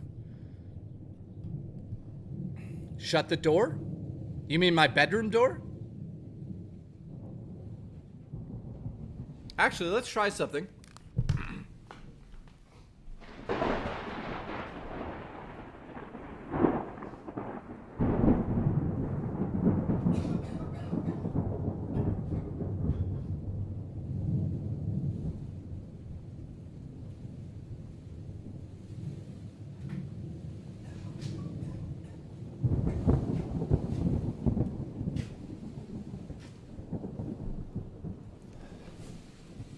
Okay,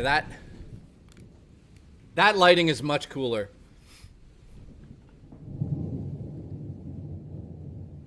Okay, we'll let the balloon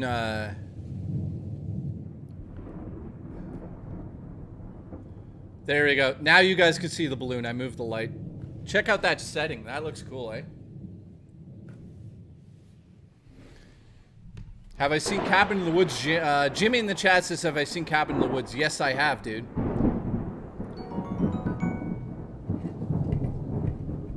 I like serial killer stuff, but I'm totally not a serial killer.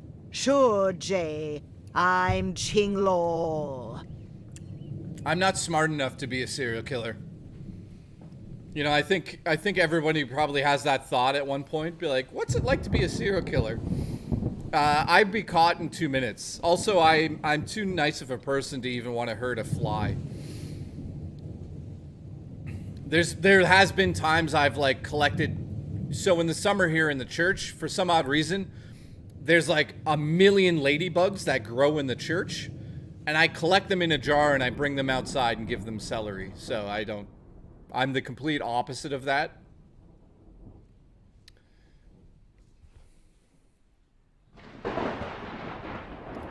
Duty Stream says, is someone there? I keep seeing a shadow behind you on your right side. Yeah, no one's there. So, at the end of the day, wow, no, oh man, that's a good theory here. Robo Taco says, ever think ghosts are just the regrets we cannot let go? And they weigh on us so we feel like we are being haunted.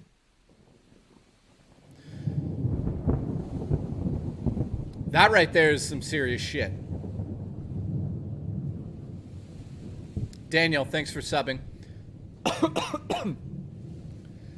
Man, Robo Taco is taking it to a level that I didn't think we'd get into tonight, but I did want to talk about that slightly.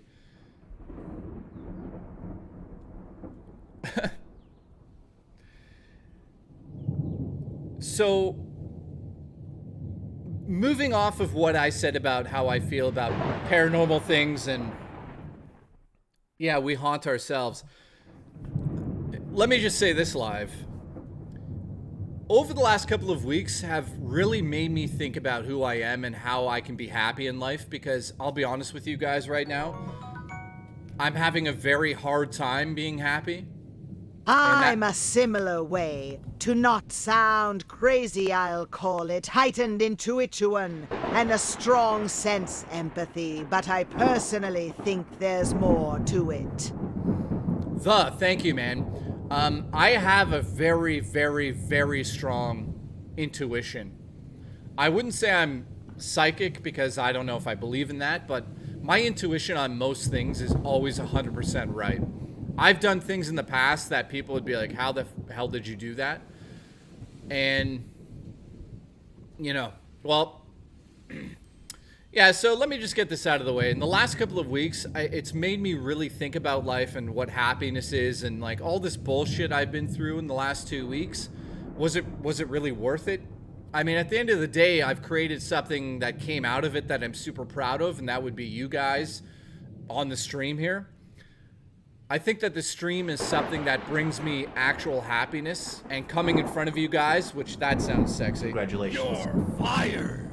But I should say, doing the stream in front of you guys definitely brings me a certain sense of joy, because I do think deep down I am an entertainer at the end of the day. And while I'll admit, you know, for the most part, my channel here has never hit the success rate that I really wanted it to hit. And that is all on me. I've thought about that over the last couple of days and why that kind of happened. And it's sort of, I've taken responsibility. It's because every time I put in the hard work, I've always let my depression or anxiety get in the way of that. And this time around, I really do feel like I'm on a different level, and I'm kind of above that. Even when I am depressed or I have anxiety, I have to push myself through that, and I haven't been strong enough to be able to do that in the past. So I want to just say, like, I thank everybody for coming through and supporting everything I've been doing over the last couple of weeks. It definitely hasn't been easy, but I'm also not trying to be like, hey, woe is me, poor me. I'm just trying to be real and say what's actually happening behind the scenes. You know, I think a lot of YouTubers go in front of the camera and they're completely fake. And then there's some YouTubers that go in front of the camera and they kind of become somebody who they are not. And then when they step off of the camera, they remain that person. And you can take a lot of the issues with YouTube and communities and other YouTubers with you into your personal life. So it's been really trying to figure out how to navigate that new world for me. Now, I have been in that world in the past before. I know what you mean on the intuition. I've had a few gut feelings that have absolutely saved my... Your arse. Yeah, corner, dude. My intuition is never wrong. I'm not going to give advice to anybody out there, but I'm going to say that when you have a really deep-rooted intuition in you, and you really feel like something is not right here, for me personally, every single thing that I've ever had to endure in terms of a difficult situation, anxiety, a breakup, lost love, any of those things in life, my first intuition has always been correct, and it's never led me down the wrong path. Now, have I avoided my own intuition and done things that I knew would get me into my own trouble? Absolutely. You know, when my ex-girlfriend, who was absolutely insane, when I first met her, I saw red flags all over the place. And those red flags were the same red flags that were there at the end of the relationship. I could have easily said, no, I'm not doing this. But something in me, I have this, I realized over the last couple of weeks, and by the way, this all goes into the paranormal stuff. Over the last couple of weeks, I've thought about this, and I honestly thought, like, why am I the type of person that even if somebody stabs me, I will be there to wipe the blood off of their hand? In a way, I'm born that way. And I really thought about, why am I that type of person? And it really came down to one thing. And I'm Canadian. I know some people are going to make fun of me for that one, but growing up in Canada, you are not exposed to the same violence and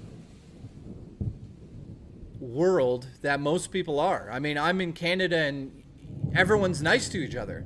I could go to the grocery store and stand at the front door for 2 seconds and 15,000 people will open the door for me. I could go into Walmart and not have enough money to pay for my groceries, and some old lady behind me will pay the extra $10, which has happened to me like 10 years ago. You know, and I realized in life, like, these people that are helping each other, that's how you should be. So that's how I have always tried to be, because I've realized one other thing. When you go into the internet and you deal with trolls, I realize that trolls usually, they just want to be close to you. And what's the easiest way to get to close to somebody, like a content creator like me or anybody else, bigger than me or smaller than me? The easiest way to get to them immediately and have emotional attachment would be by being negative and calling them out and blah, blah, blah. Because, like, I could read this chat right now and there's 400 or 350 people here, and I'd say 99.9% of you are incredible people. Truly love your content.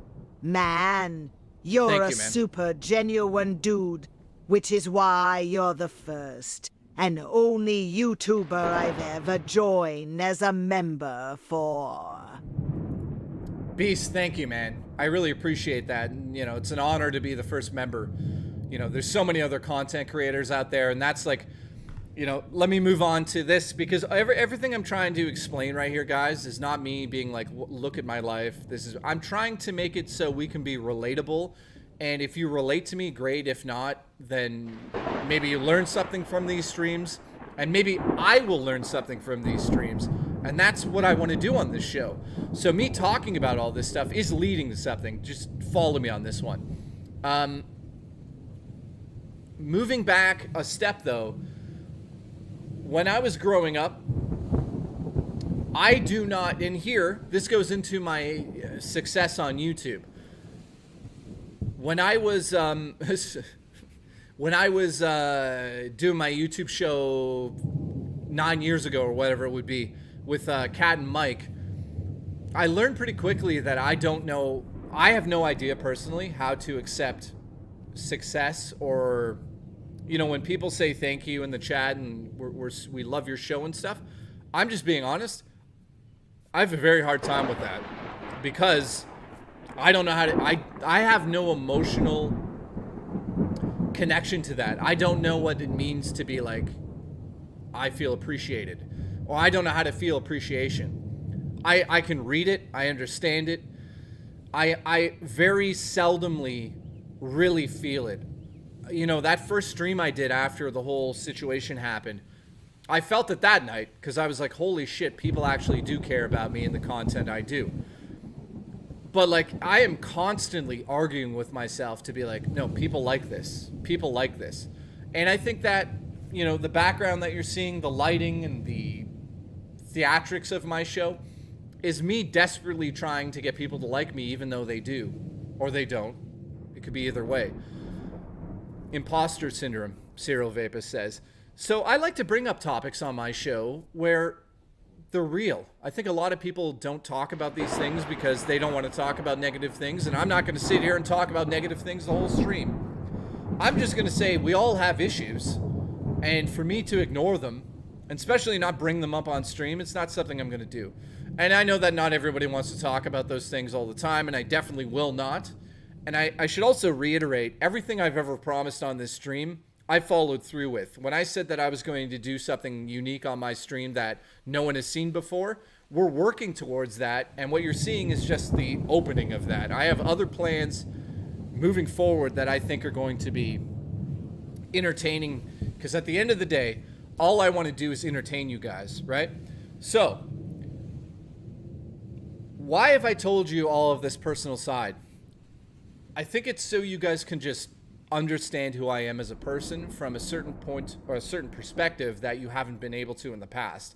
I think obviously I would never go on to RTU streams back in the day and say, hey, sometimes I don't have any feelings. Like, it wouldn't make sense, right? But because this is my show and I can do whatever the hell I want, I've chosen to just go down that route. I live in rural northern NY, and it's much the same up here. It's the combination of isolation and small population makes everyone closer and mannered. Yeah, Wastelander, thanks for the support, dude. And that's exactly what I was getting on, right? So yeah, I had a very dark upbringing, and it was just when you mentally are in a dark space constantly, you tend to like look into why when you're a kid. And this is going to move sort of the story along here, right? So moving forward in terms of my... The Jesus ghost Christ. of Michael Jackson touch my woo. What? Delap? I don't know what that means, but I'm not surprised. Thank you for the support. So, I'm 7 years old. I have my first paranormal experience in that house, as you guys know if you've still been here since I started this. Lurker here, Jay, but you are a good man. It speaks to yourself. You don't have to explain it. You are relatable and genuine. We can all tell you are bigger Chat. than all the negativity. I just can't fart on command. Oh, that was a coincidence. Is it moving? You know what I'm going to do every once in a while? Before I move on to my next paranormal story, let's just try to get the entity to move the balloon again. So I believe that there's an old spirit here, an old lady spirit. But there's no proof. I do know that in the 80s an old woman did live in this place. So let's see if let's turn this off first of all. So let's just see if I can get anything to happen behind me right now, because I still get a weird feeling about it. So, by the way, it is raining. It actually is legitimately raining in Ontario right now. Johnny, thanks for becoming a member. Appreciate you, buddy. Love you.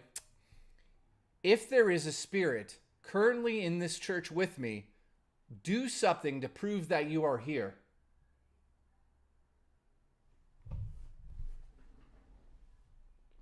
Fuck, the lightning scared me. Did you see me move? Hang on. If there is a spirit in the church, do something to prove you are here. Move something on this shelf here. Knock something over on that shelf.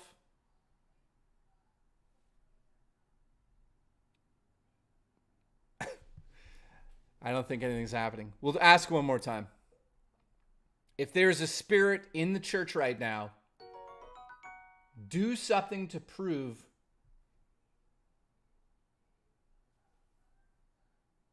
fucking weird. Hang on.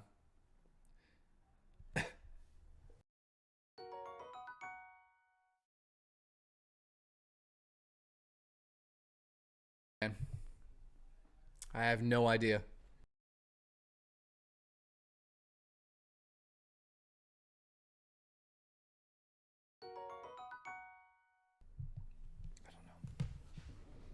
I don't know.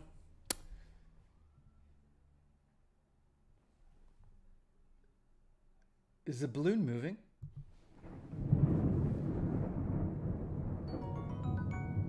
I don't know if you guys can see, the balloon is moving slightly. Again, when it moves slightly like this... Actually, somebody just said belittle it. Okay. I want to know if something's here, so... I'll belittle a little bit. There's no wind in here. The church is like shut down. I got blinds closed. There's no open windows. Let's try it again. If there's a spirit in the church right now, I want you to get the fuck out of here. I'm sick of your bullshit.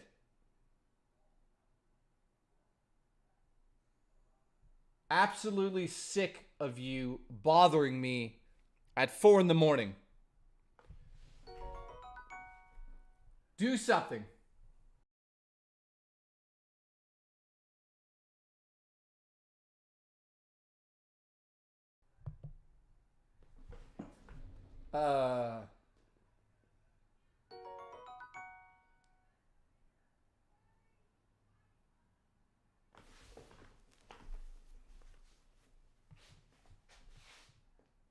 Yeah, that is moving.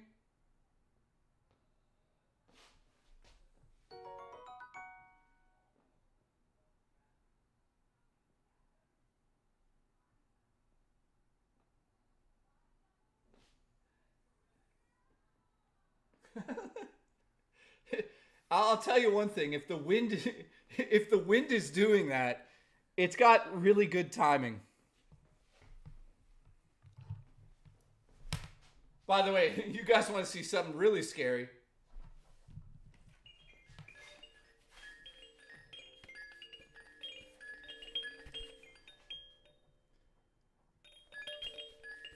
This is Roly Poly, the star of one of our upcoming horror movies. So he sits down, right? Justin. Let me put him in the back. If Roly Poly fucking moves during the stream, I'm moving out of here.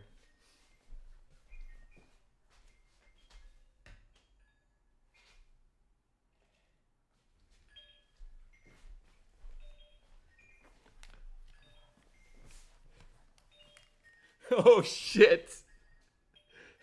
That's a bad idea. That scares the shit out of me. Okay. Okay, he's back there. Oh, man. What did I miss? 1's 2 cents. What the hell? Oh, man. 1's 2 cents gifted 10 members, man. Holy shit, dude. Thank you. Zaylin, whoa. Zaylin, what the hell, dude?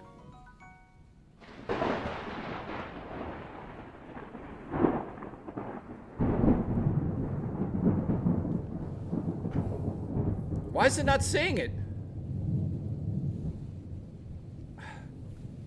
Zaylin, let me try to get that to work.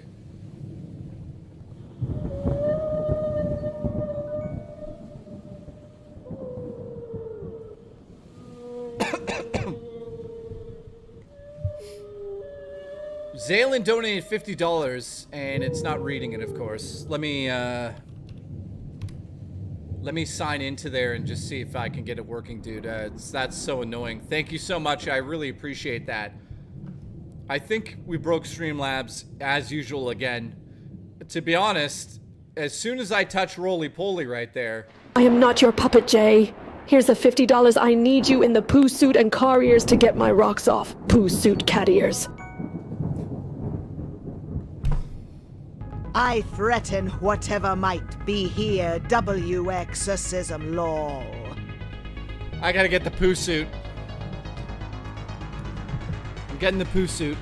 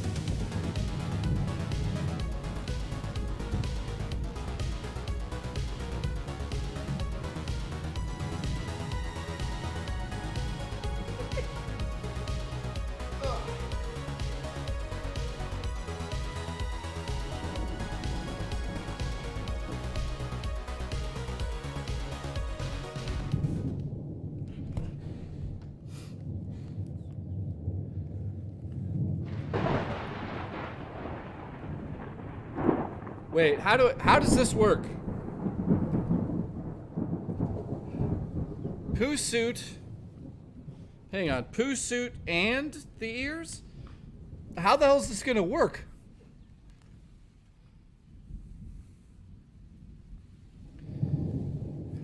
Can I just say that I love having that in the background like that? The lightning. I think it looks cool. I'm proud of that. Here we go, cat ears and poo suit.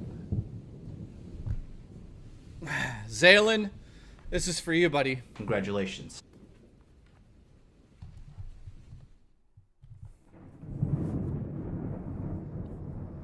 Yeah, if you guys can like the stream, I'd appreciate it. How does Terrence still not have a membership? There's been 50 members donated today, and he still doesn't have one. Zaylin, thank you. I gotta wear the poo suit because of Zaylin. I love him. Appreciate you, man. And then Fail Legend basically threatened the ghost. Threatening the ghost. And if you're just tuning in, today I opened up the P.O. box and Gothy in the chat sent this.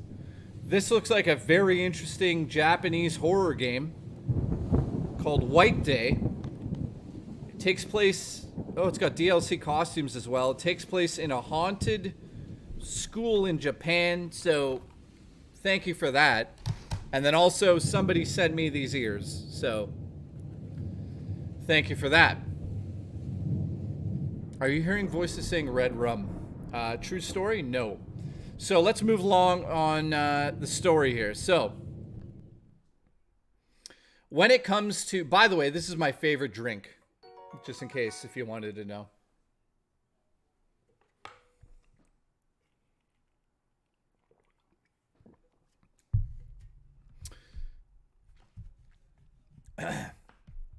All right, so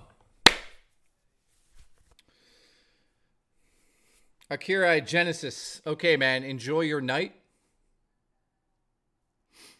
Bartman says, make sure to check your P.O. box next Friday. There should be a present. Thank you, dude. I really appreciate that. I check the P.O. box every Thursday. So next Thursday before I stream, I will go check it out. Evan has gifted a membership. Thank you. It went to Mike. Thank you, Evan. I appreciate you, dude. So let's move on in the stories. Okay, so like I was saying, you know, I had a weird childhood. I was into really dark shit. In a sense, I always had psychics and mediums tell me that there was a lot of people or entities that were connected to me, which I never quite understood. Terrence. Who was? I love you. Marlon, ew. I hope you didn't shit yourself in the poo suit. So, moving on there.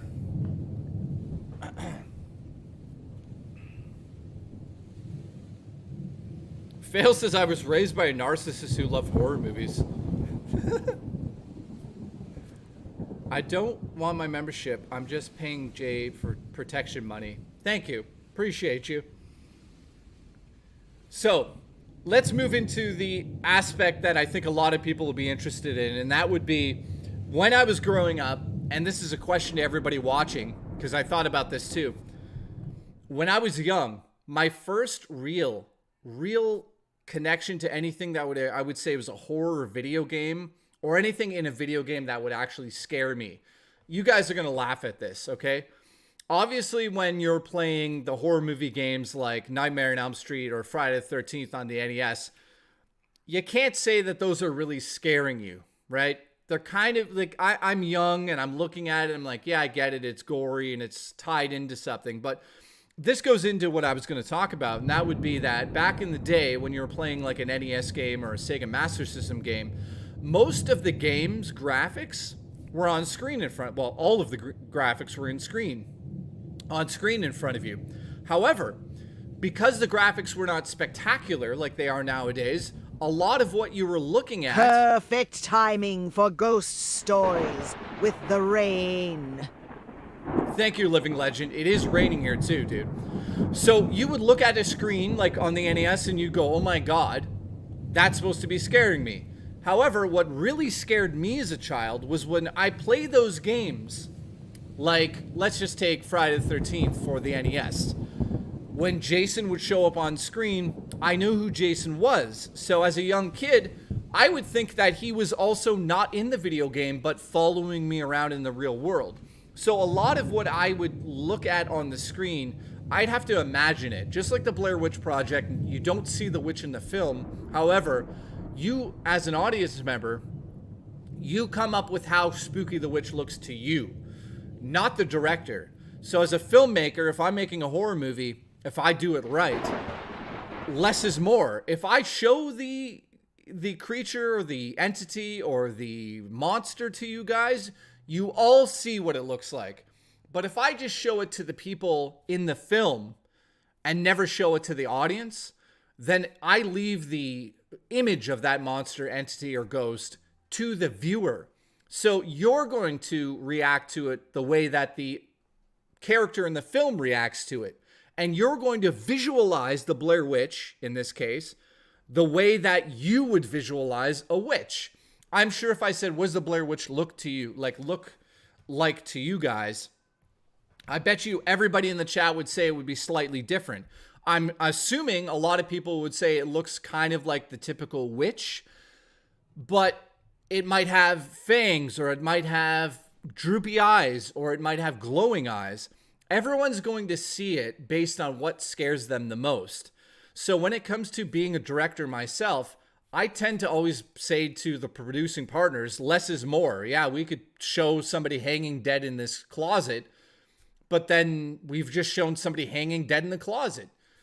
So why are we doing this? Why can't we do it this way? Why can't we do less? So, passion for gaming, hopefully it picks up. So in saying all of that, my perception of what I think is scary might not be the same as what you guys think is scary in terms of Paranormal Activity. Not the movie, but the actual entities or the ghosts that you would consider to be around you guys. So my question to you guys now is, based on what I've said, what really does scare you guys? And I'd love to do this right now. I have, if you want to call in on the Discord and tell some spooky stories, try to keep them around 4 minutes. Maybe talk about the house you grew up in and why you felt it was scary. We'll do that a little bit throughout the stream too. So if you want to do that, message me on Discord and I'll get you guys in here and we'll have a conversation about it. So let's see. I don't see anybody yet. So on the Discord, you can do that. Cool. So moving on. Anthony in the chat says, I often get the feeling somebody is behind me.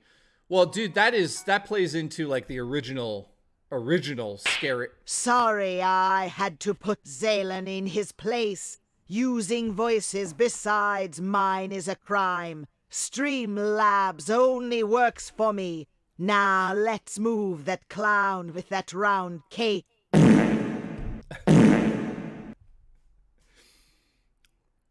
Dude.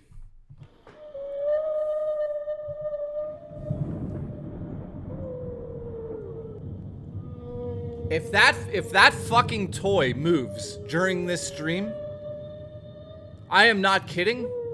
I will run out of this fucking house and I will not come back if that moves. If there's something here and you move roly-poly, do it now. Fucking do it now. I'm sick of your bullshit. Every fucking night, you're causing issues. Move the fucking toy right now then. Move the fucking balloon. Do something. You're worthless. You're a joke.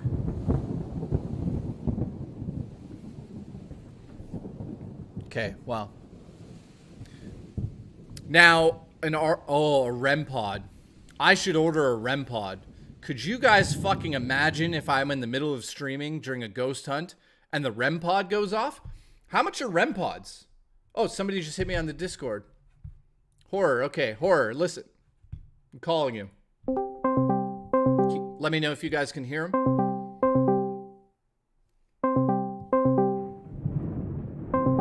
I know I shouldn't have done that. It's not moving.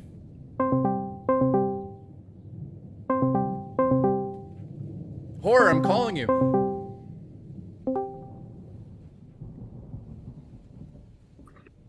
Yeah. What's up? Yeah, horror stories. I got quite a bit of them. So let's do one for now. Let's keep it around 4 minutes. I'd love to hear one of them, dude. Also, appreciate you watching and the support as well. What horror story you got for us? Like I said, I'm always here if you want to talk. So I wanted to explain a little bit about that super chat earlier of the house. Yeah. That house in particular used to be in the northeast side of Atlanta when my father used to work in WCW as a wrestler. Well, that house was built shortly after the Battle of Atlanta when all of Atlanta was burnt to the ground. Yeah. And while I personally do not remember any of this happening, my brothers, specifically one of them used to fourfold this, he goes by Buck, told me that he used to wake up at like 2 or 3 in the morning hearing the sounds of either generals describing what's happening or the sounds of gunfire, the house burning to the ground, and women and children screaming. To which I told him, I'm so glad I was only 4 years old because that would have traumatized me if I knew it now. So question. First and foremost, who was your dad? Because a lot of people in the chat are like, holy shit, your dad was in WCW. Explain that super quick, because I'll have you on another time to talk wrestling for sure, dude, because I know you have a history with it. Oh, so my father, his name is the gentleman Ken Timms. He worked in the behind-the-scenes stuff for WCW, along with my mother. His majority for the wrestling time worked in the NWA and the AWA territories. He also worked in Mexico. A matter of fact, and this is a fact you can go and find right now, he set the record for the largest wrestling event in Mexico with over 22,000 people showing up to that stadium. Nice. To the point that it actually caused one of the balconies to collapse in. Okay, that's not nice. That's how that's how dangerous. awesome he was. So he has my dad was. Well, I was going to say, so yeah, he has an extensive background. Let's save some of that for when we have the wrestling show. Let me just ask you this about the haunting. Are you still in that house? And do you know what a residual haunting is? Residual haunting, I'm not too familiar with. No, we left that house in 2004, right after my father passed away. Now we live on a suburban neighborhood about an hour away from that original location. So did you experience anything that you have a memory of, or were you too young for that? I would have been too young for the original house. Here at my house I live now, I actually have dealt with quite a bit of paranoia. I've woken up before to like the sounds of people breathing in my ear, feelings of someone pressing me against the bed and suffocation. I've also dealt with. Wait. Was it so when you were held down in the bed, did you hear this sound? Because then if you heard this sound, which is a clapping sound, it would be Keemstar who held you down, just so you know. No, I'll kick his ass if he ever tries that with me. Anyhow. I'd love to see somebody kick his ass. If he wants to try something with me, he'll be more than you find hear this? out. Oh my God. Are we hearing the birth of a wrestling match between you and Killer Keemstar? Keemstar doesn't have the hell yeah. He doesn't have the nuts to wrestle you in his sex shed. Chad, if you want to watch me beat his ass. You blew it. All right, Keemstar, you heard it here first. Horror House Media is challenging you to a wrestling match in the sex shed. Let's go. Thanks for coming on, dude. And it's going to go down, and that's the bottom line. The Stone Cold said so. Yeah, absolutely. He's going to go down, except he's going to go down on you. So thanks for coming on. I appreciate you, dude. We're going to have you back another time, talk wrestling. Thanks for sharing that story. I'm going to elaborate on your story here in a second, but thanks, man. Welcome, and I hope to be on the stream very soon. For sure, dude. As soon as we get to that wrestling night, I'll let you know. Thanks, man. Yes, sir. Appreciate you. Bye-bye. Later, man. Okay, so Zaylin donated as we were talking shit there for a second. Sorry, I had to put Zaylan in his place. Using voices besides mine is a crime. Streamlabs only works for me. Now let's move that clown with that round cape.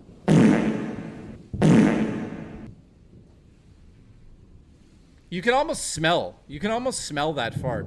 So what's really cool is I live near Fort Erie, and Fort Erie is an old Civil War base. I don't know what really happened on the Canadian side of it. I have to look at the history of it.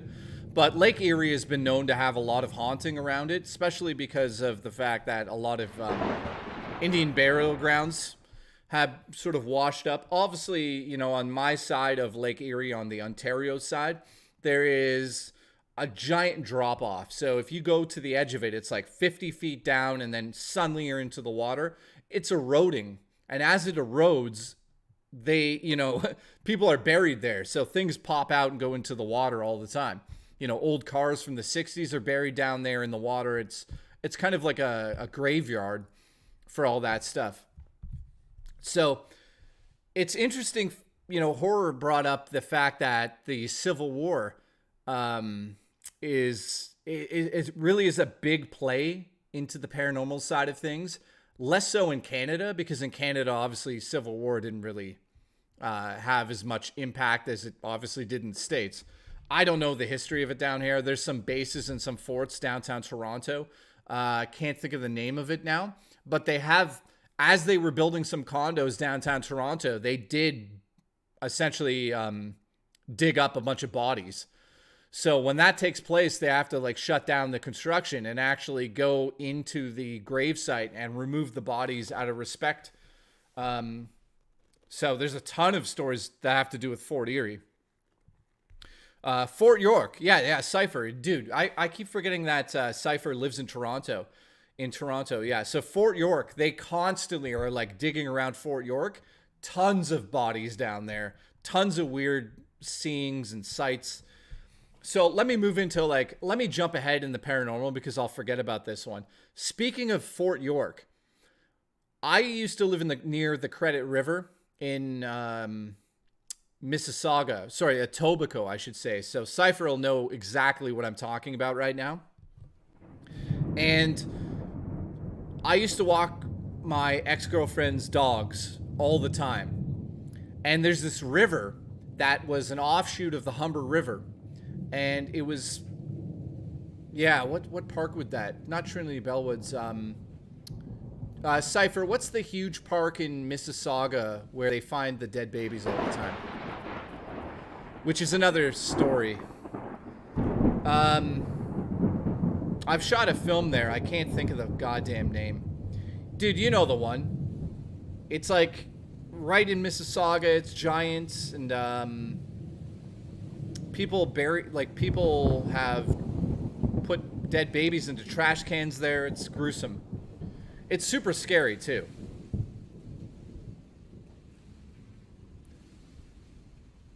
Cyril Vapist, I wish I was pregnant with pizza right now.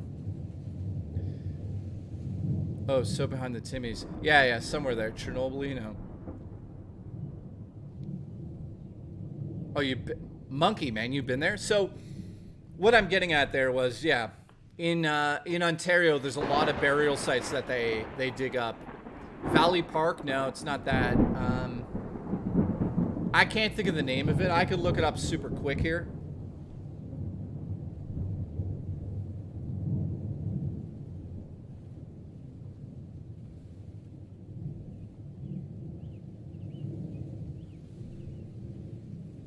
Let me look it up on the map, guys. One sec.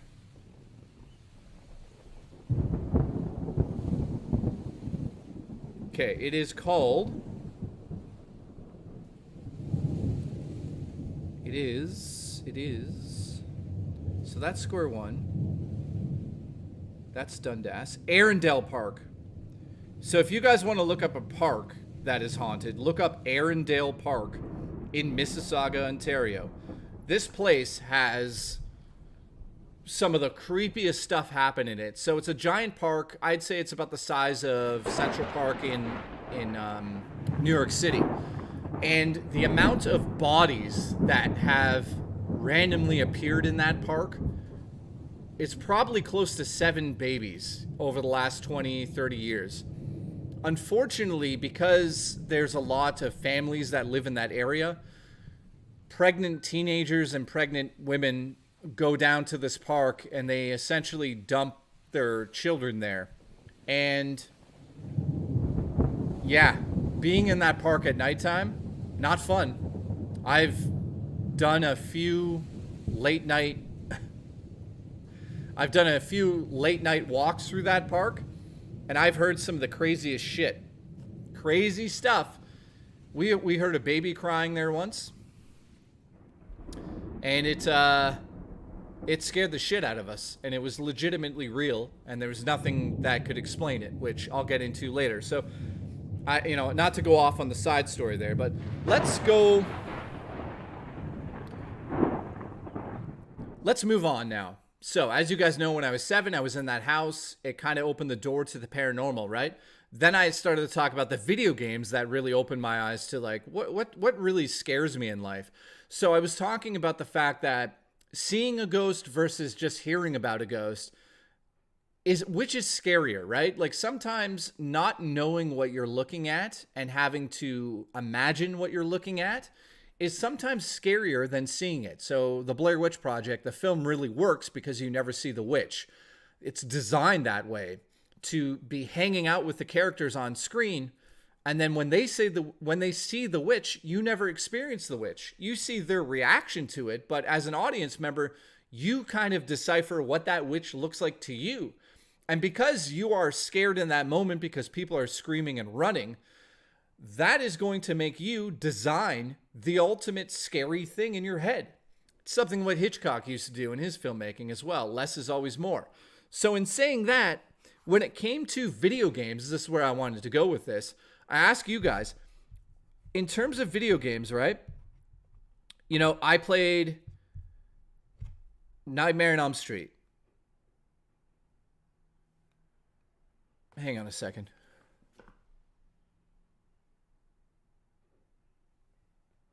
Do you guys hear that? No, I'm dead serious. Listen. Scratching.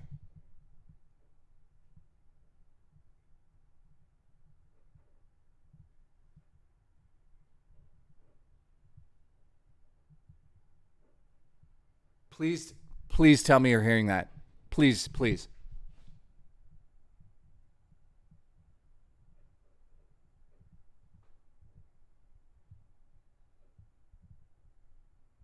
There.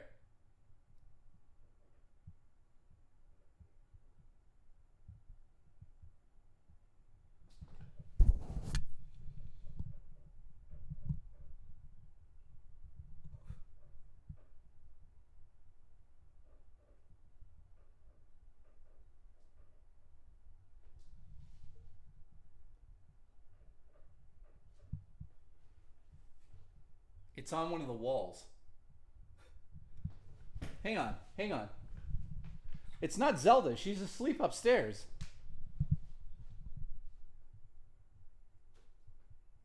Hello? Look, as soon as I fucking talk, it stops.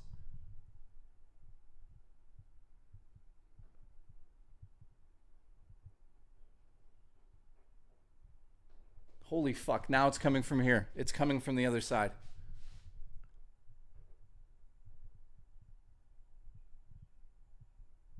Hang on, man.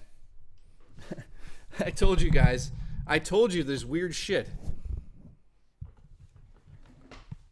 It's not a fucking... Okay, let me tell you guys this so you can see that I'm being dead serious right now. By the way, Saturday, she's not coming on the show. She's just coming to check this out. Hang on.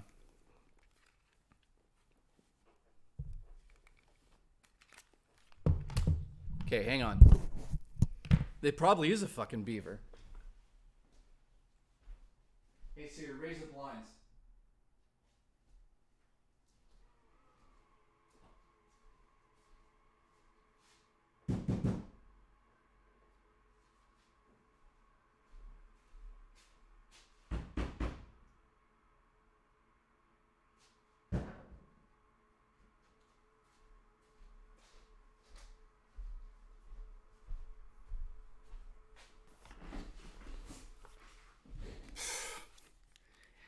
Here's a problem. It's not on the outside of the house.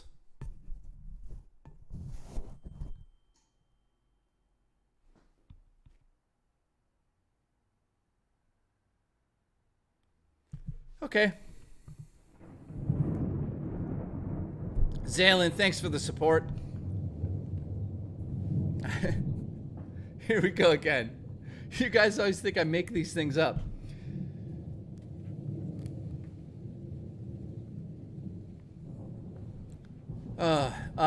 So where was I in the story? Oh yeah, so I was talking. Yeah, I don't hear it anymore. Also, Zelda's asleep upstairs. I can clearly see her up there. She's on a table on the second floor. What the fuck? She's right there. Did you see that? Holy shit. That just scared the shit out of me.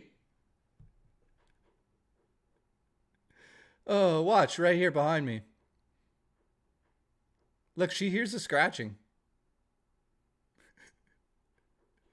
Holy fuck. What are you doing, baby? Holy shit. Okay. I swear. Okay. I swear to God. I swear I could see her on that table up there. And all of a sudden she's next to me. Okay, that was cool. Somebody clip that. Oh, man. Hey, Zelda's upstairs. Nope. That's the coolest thing I've ever seen. Okay. Dude, I swear. There's a small little desk up there. And now she's gone. So can you guys see into the shadow, or is it only when it really flashes?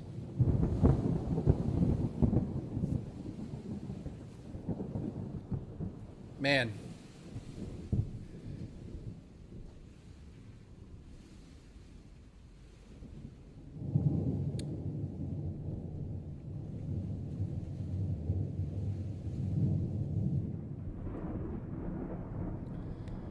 Well, that was fun. Check out Dale Jarvis. He has some banger paranormal tales from Newfoundland. He was nice. featured on some Horned Walk virtual campfires. Nice. Let me take a image of that. Thank you, man. That is one of my favorite moments. Absolutely brilliant. Dude, why was she... Why was my cat just sitting there? Johnny, thank you so much.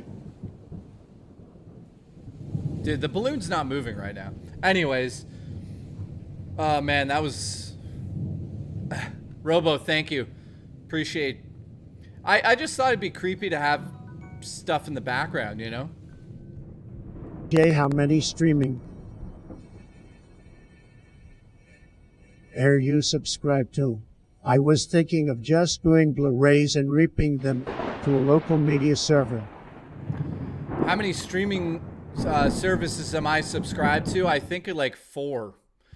I think Disney Plus, Prime, Discovery Plus for Ghost Adventures, and Shudder. Also, that sounded weird. No, that was not Zelda scratching. Yeah, and that was an amazing moment. That was unbelievable. I'm like, she's upstairs. I swear to God, she's upstairs. And then the lightning, and she's right next to me. Oh my God. Like, I could never plan that. I could honestly never even plan that. Let's do a membership update. I'll tell you how many memberships we're at. Yeah, somebody clip that, please. We're at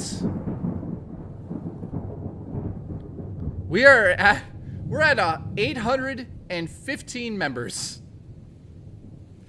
815 members. I don't know. Yeah, that's definitely not. Yeah, that's definitely not her scratching. 815 members. We have somebody else who wants to call in. Let's take another call, and then I'll move along. Well, let me finish that story. Sorry. Then I'm going to call Palm on Discord. So, as I was saying, a lot of the games growing up, I had to imagine, essentially, how dark and evil they would be. So, it's like when I was playing Friday the 13th, for instance, with my buddies, we would scare each other less because of the game and more about the fact that we would say, oh, Jason's going to come get you later because we played the game. And it was terrifying. Zalen says, is it from Halloween? Not sure what you're asking, bud. I can't believe Zelda was sitting. I need a screenshot of that. But yeah, so you guys are going to laugh at me. So get ready to laugh. The chime you have on your soundboard, is that from Halloween? Oh, I removed it. I don't have it anymore. Jay, come and get some of this nasty old lady loving. Nope. Oh, yes. Nope. That's it. Yes. Sweet release. I'm gonna.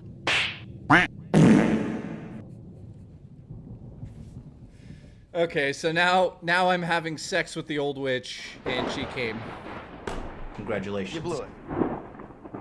Congratulations. I gotta admit, I love that, the monster TTS stuff. It's hilarious. So, well, Christopher's here. Christopher.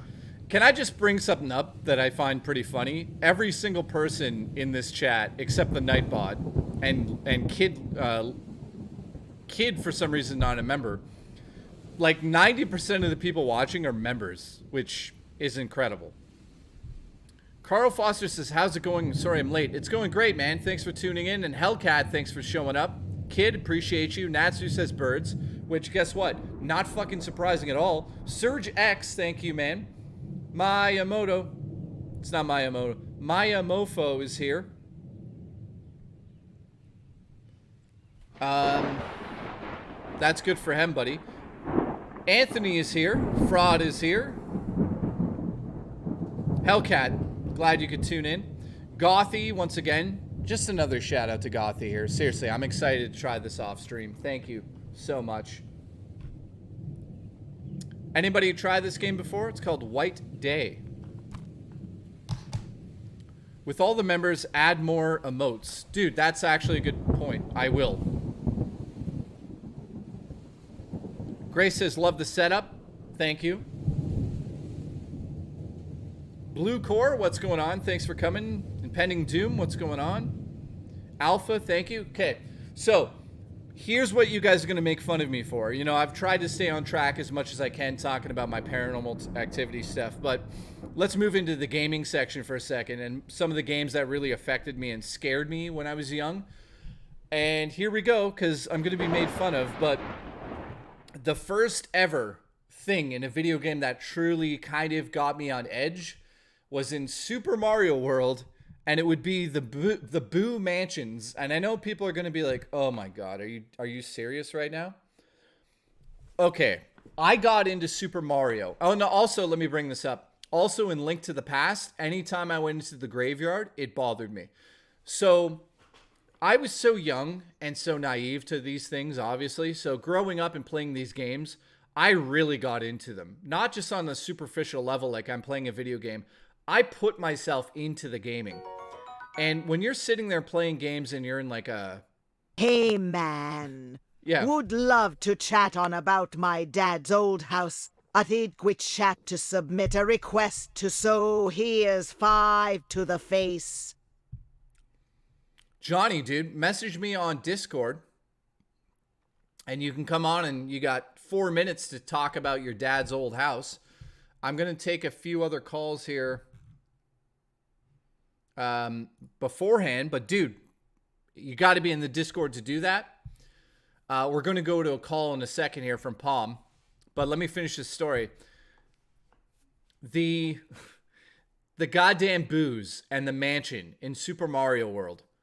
I don't know what it was, man, but every time I got in there, I got nervous about the fact that there was, and it wasn't the game that was scaring me, it was the ghost. The idea that a ghost could creep up behind you and just be like, "Whoa," right behind you, and then when you look, it disappears. That, as a child, scared the shit out of me. I don't know if a lot of other people felt that way, but it was the intention. It was the intention behind that simple sprite on screen. The idea that you look at it and you can see it, but when you look away, when you look at it, it disappears, and when you look away, it comes at you. As a kid, man, that scared the shit out of me. And I still to this day don't like... What's up, Jesus? I'm currently trying to get a refund for the Star Wars Battlefront Classic Collection on PS5 because the multiplayer is completely broken. So disappointing. You blew it. Congratulations. You're fired. Are you smoking your socks? Are you smoking your socks? Smoking your socks? Do you know how dude, Edward, thank you for the support. I appreciate it big time. I've been talking about doing that Star Wars thing for half a month. I was so excited to play Star Wars with you guys tomorrow, but there's no chance in hell that I would promote that game in the state it's in. I got a review copy. I played it offline. It played fine. I didn't really see any major issues with it. Nothing I would say that broke the game. But then all of a sudden it goes online and I find out that they only have 3 servers with a total of 182 spots or 184 spots. What the fuck are you doing? Oh, and by the way, it's 62 gigabytes for a game that's 3,000 years old. Let's just say this. You blew it.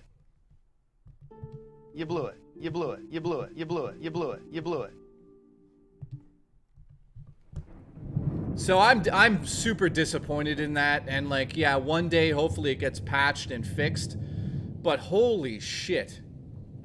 Talk about a disaster. So getting back to that pissed me off, man. It really pissed me off. I wanted to play the game so bad with you guys. After how did they ruin that? I don't know, man. That is just depressing. So we might play, we're going to play Helldivers 2 tomorrow on stream. Probably at the later tail end of the stream. But we'll play it and you guys can see how bad I am at it. Because I have not been practicing.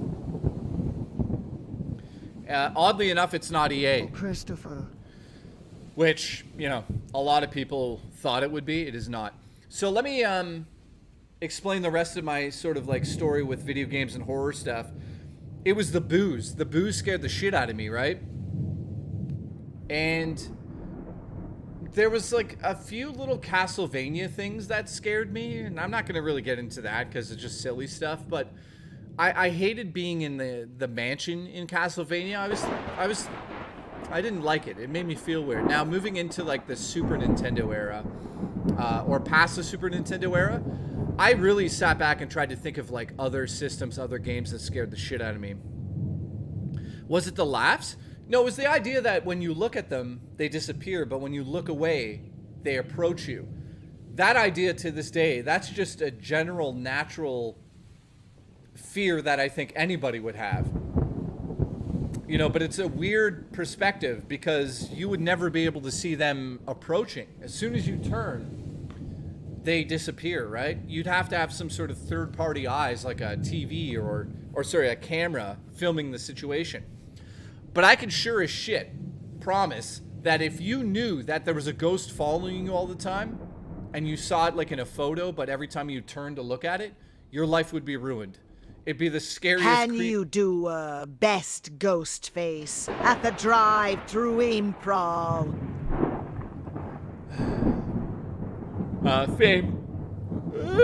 Fame killers, no. I can't do Ghostface. I've worked on Ghostface. Actually, I did want to show this and I forgot to bring it out. Check this out. Give me like 60 seconds. I've got my most prized possession out of my collection. I'll go get it. Hey Siri, turn on the magic lights.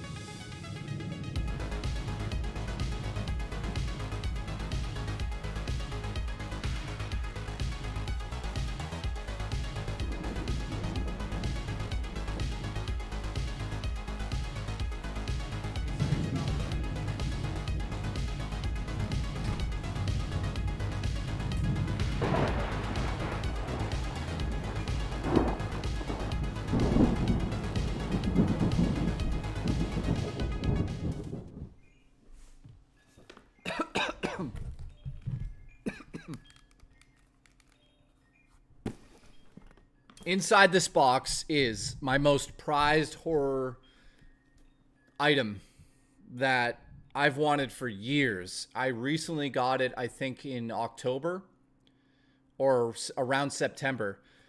This is something that was not possible. Because she never showed up in Toronto when I was there. So to some people, you're going to be like, yeah, big deal. To me, because I'm a huge fan of it, this means a lot to me. Ready?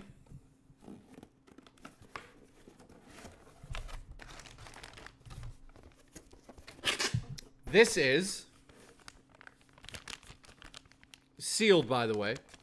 This is a certified 100% proof, blah, blah, blah. Watched Hereditary yesterday. Didn't understand. Radio, I'll explain in a second. This is a signed Ghostface mask, brand new, sealed, signed by Neve Campbell. So she signed right down in the face there. So I've never actually touched it. I'll never open this thing. I'm going to get it framed one day. So yeah, this is signed by the one and only Sidney Prescott, Neve Campbell. That right there is my most prized possession. And I got it for pretty cheap back in the day. Yeah, and the masks themselves have a very interesting history. There's, I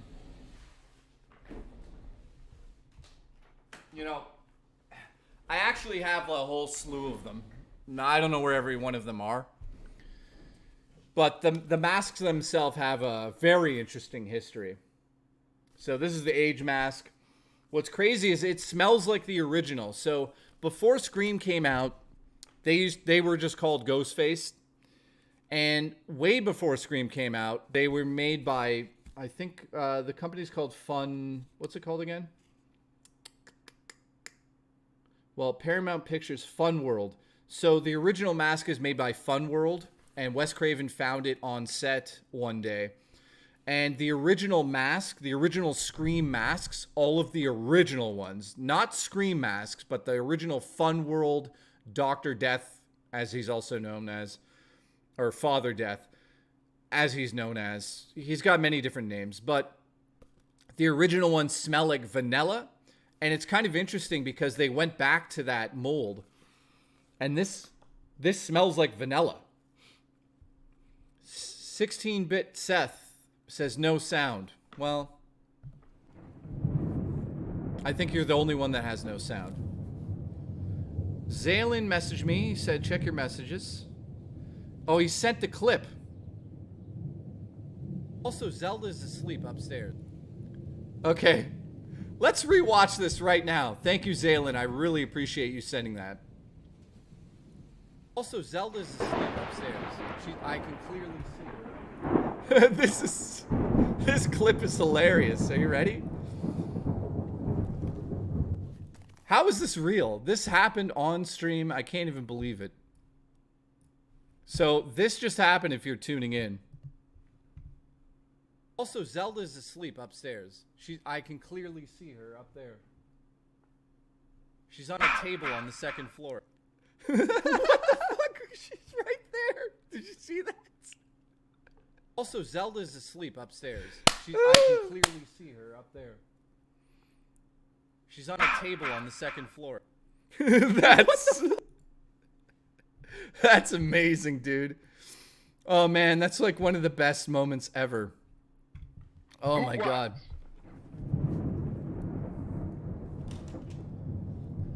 Oh my god. Dude, I seriously saw her on the table upstairs and then she's next to me. Zaylin, thanks for sending that in, man.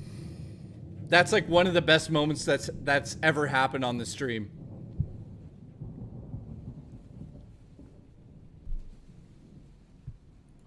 Dude, and she's like right in the spot that she needed to be.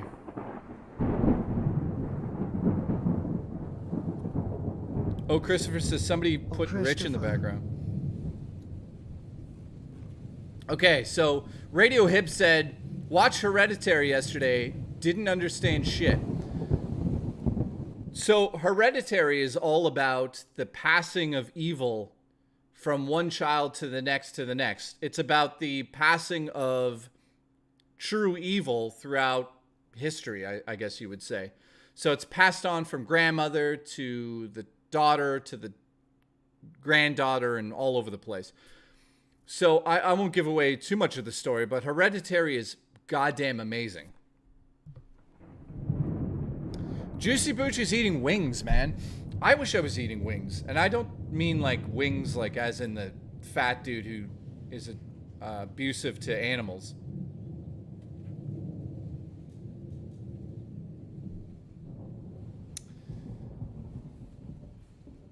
Please share that on Discord. Yes, the clip itself. I will send that out. So I do have a whole bunch of people that message me to come on the show to talk about ghost stuff. So let's do so in terms of video games, let me finish that one. Well, allegedly he was abusive to animals, which, you know, again, who gives a shit right now? I don't really fucking care two seconds about him. But apparently he like abused a cat when he was younger or still did or something. I don't know the exact story, so I'm saying allegedly. I don't know. I just heard that he like killed a cat or he did something terrible to one, which in my books, if that's the case, he can go fuck off.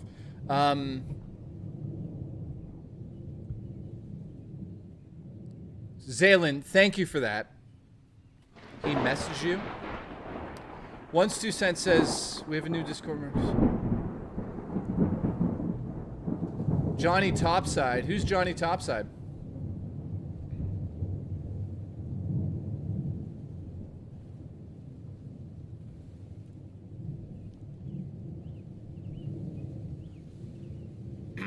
I don't know. I don't know the Wings story completely. To be honest, again, let me just reiterate here. I heard things, and we made fun of him on the show about it, but I don't know exactly to what extent really happened there. I'm just saying that if what I heard is true, which it might not be, I did see some clip of him talking about a cat and stuff, but I don't think he killed it. I don't know. I don't know the extent of it, but the point is, let's just put this out there.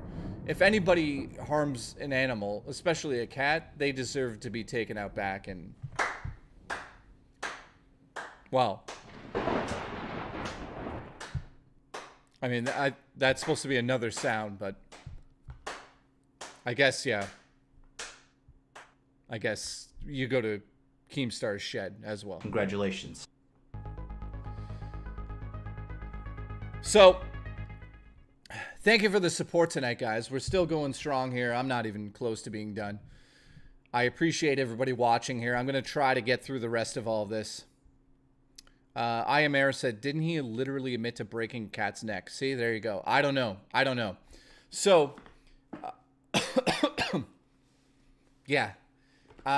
Humans have the right to do whatever they want in life, but there are obviously there's a spectrum of what's good and what's bad, but like an animal doesn't live on the same spectrum as a human. So if you decide to harm an animal, you are a fucking piece of shit, just to be clear.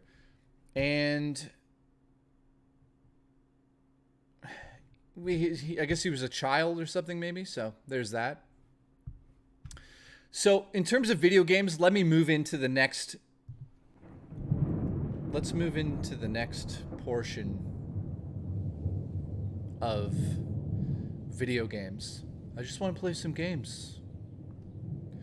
So for me, the first system where I actually got scared because of a video game was not the Sega Master System. It was not the Super Nintendo. It wasn't the Nintendo Entertainment System. It was not really the Nintendo 64. It was a little console called the PlayStation 1, and it was one little game called Resident Evil.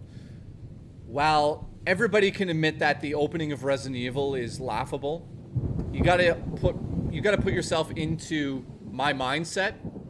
I was young, and Resident Evil, the idea of the mansion itself is what scared me.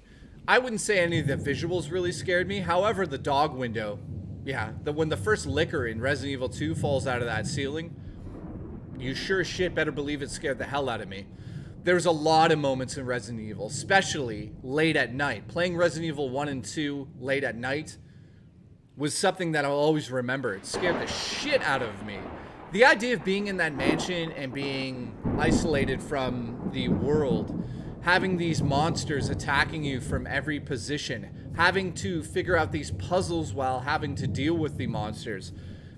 In terms of being a teenager playing that, it was just on a level that I had never experienced before. Let me know in the chat how many people played Resident Evil for the first time and thought, wow. Now, Resident Evil Remake for the GameCube, holy shit, that's on another level because it kind of reintroduced you to the world of Resident Evil. But man, was it creepy.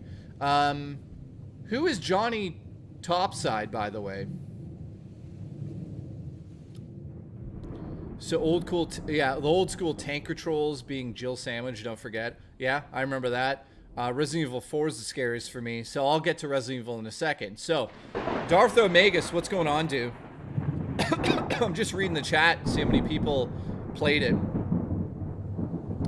Yes, I see that you've linked me to him, but who is he? Is the question. I don't know who it is. Does he like to eat potato chips in the nude? Is he gonna come down here and have a bath and feed me grapes? Like, who is this guy? Is he another YouTuber? Does he have pants on right now? There's so many questions. Can I eat a pork chop sandwich off of his chest? Oh, he's just a new member. Okay, cool. The hospital in Resident Evil 3. Yeah, man. So, I'm reading all the chat here.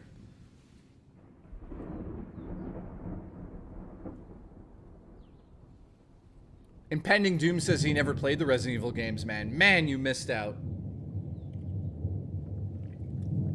So,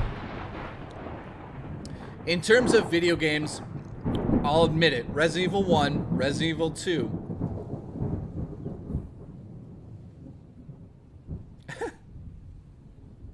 I see that. Okay, let's phone somebody in, tell a ghost story here. I think Palm has been waiting for about 14 hours.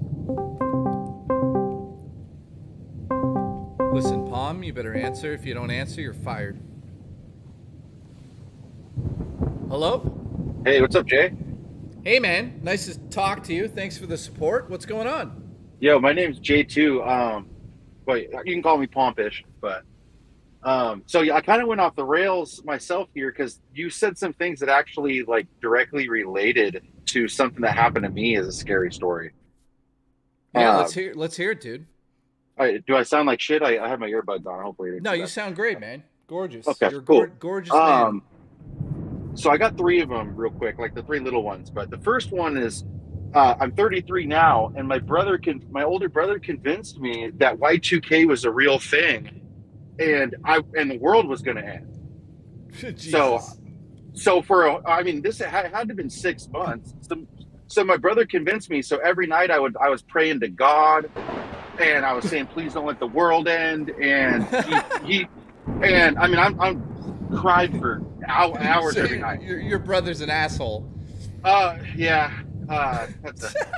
Yeah. So that's something, right? I got a funny one towards the end. It's probably too much information, but appropriate for YouTube. The second one is really dark, but you were talking about some graveyards that got dug up. So this is a real story. When I was 15, 16, I grew up between these two reservations. Well, they called it the Indian graveyard, Native American Indian graveyard. Well, potentially they dug the natives up out of there to like build on it or something. I didn't know the whole story, but a friend of mine was joking about like, I wonder if they're chopped up or whatever, and haha, we're kids, poking dead stuff or whatever that, what we do as kids, animals or whatever, right? So he jokes about this at like 14, 15. Well, a year ago, his own cousins chopped him up in that same Indian graveyard. In real life, murdered him out there and chopped him all up and stuff like that. And he what's weird is he made those same jokes just with his friends, and then this happened separately from the same person. Who was it? And I thought his name was Derek. I don't want to say too much. The guy that ended up getting killed, but he joked about this at an Indian graveyard that was already super creepy. So and wait a minute. Yeah. Okay. True story. Somebody named Derek used to joke with you about getting chopped up at an... No. Oh, sorry. Let me pull back there. I'm excited to talk to you. He was just like saying, if you got chopped up out here, he just made references to me when I was a kid about like, he was trying to spook everybody out there, making references about like dying there, or, it was a really close reference to what happened to him 15 years later. It was like right on the head of what happened. It was unbelievably close. And then what's weird about it is the people that did it to him had no idea that, like, I was friends with them, that would happen. And it was pretty close. It was like 80% on what he was saying ended up happening to him. And I'll send you evidence of like this actually happening to him if you don't believe me. But like the conversation I had, I can't prove. But did they catch the people that did it? I'm hoping. Yes, they did. And they did. And it gets even crazier. A guy that was like not directly involved in that ended up like, I grew up in a rough place, put it that way. He ended up getting shot like 3 months ago, and it gets crazy, but it's unbelievable to hear. But what do you live in? You live in the world of The Last of Us? No, I know it sounds crazy. I didn't want to say this on stream because I figured 90% of people call BS, but I grew up I'm in the Northwest, and we grew up between two reservations, and it can get kind of rough on each side of each end. Holy shit, dude. Yeah. So, anyways, so that's crazy. But my last one is the most scared I ever got. When I was like 16, I got really stoned, and I bought 3 family-sized boxes of Mike and Ike's. And so I was watching a movie, and I color coordinated all my Mike and Ike's, and I ate all 3 boxes in one sitting. Okay. And so I don't know, like, I just a fair warning to you, if this ever happens, but when you eat a bunch of Mike and Ike's and don't chew them any more than a couple of chews, they end up becoming one big Mike and Ike. If you catch my drift. And so I had to shit out a Pringle-sized, hard, crystallized Mike and Ike out of my ass. It took like 3 weeks for me to finally, let it fully crown, in lack of better terms. So this is your story to tell. The most scared you've ever been is because a Mike and Ike came out your ass. That was huge. It was hard as a rock, and at least, it was a 10-incher at least. And it was crowning, for the last week, and it hurt. So yeah, I was scared. I thought I was gonna die. So I figured I'd reference that last one for you. Well, that's great. That's great. I'm glad that it finally fell out of your ass. Yeah, it was a real shit situation. Yeah, that's terrible. But dude, I appreciate you coming on. Thanks, man. Hopefully I didn't derail your stream today. No, man. I appreciate it. Seriously. All right. Thanks, man. Yep. All right, dude. Take care. So that's interesting. His ass had some stuff stuck in it. You know who could have saved you? Could have pounded it right out. Could have came over there and just said to you, Who was? And guess what would happen? Hoot Wireless. Oh, Christopher. Oh, Christopher. Anyways, you guys get the reference. So, let's replay some of these because we missed some here.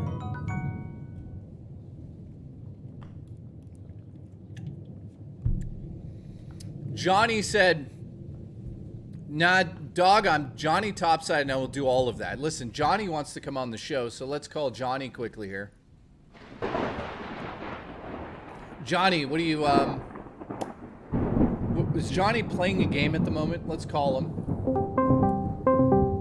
And then, Malgus, we'll get to your stuff in a second, dude. Appreciate your support. His name is Johnny Topside. He's a new member.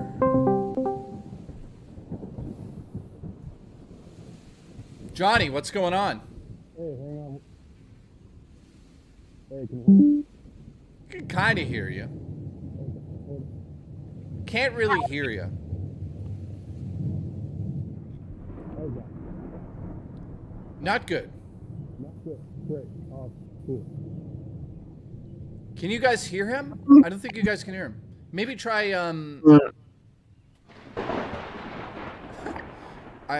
try talking into the mic there a little with, I think it sounds blocked.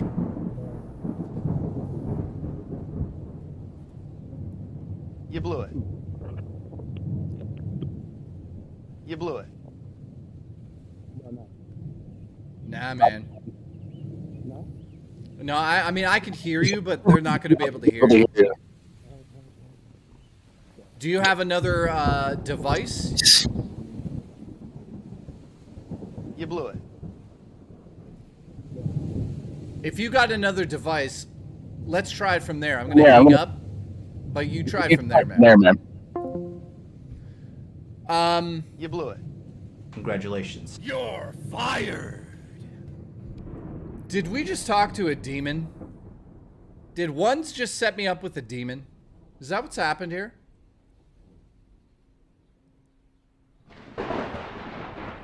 I think ones just set me up with a demon. He's like, we'll put a demon on the air. Let's just get a fucking demon on the air. Okay, I'm calling somebody else. Let's see, one last call for a little bit here, and then we're gonna talk about Malgus in the chat. I think that was a demon. Hello? Hello? You blew it. You blew it. You blew it. Okay.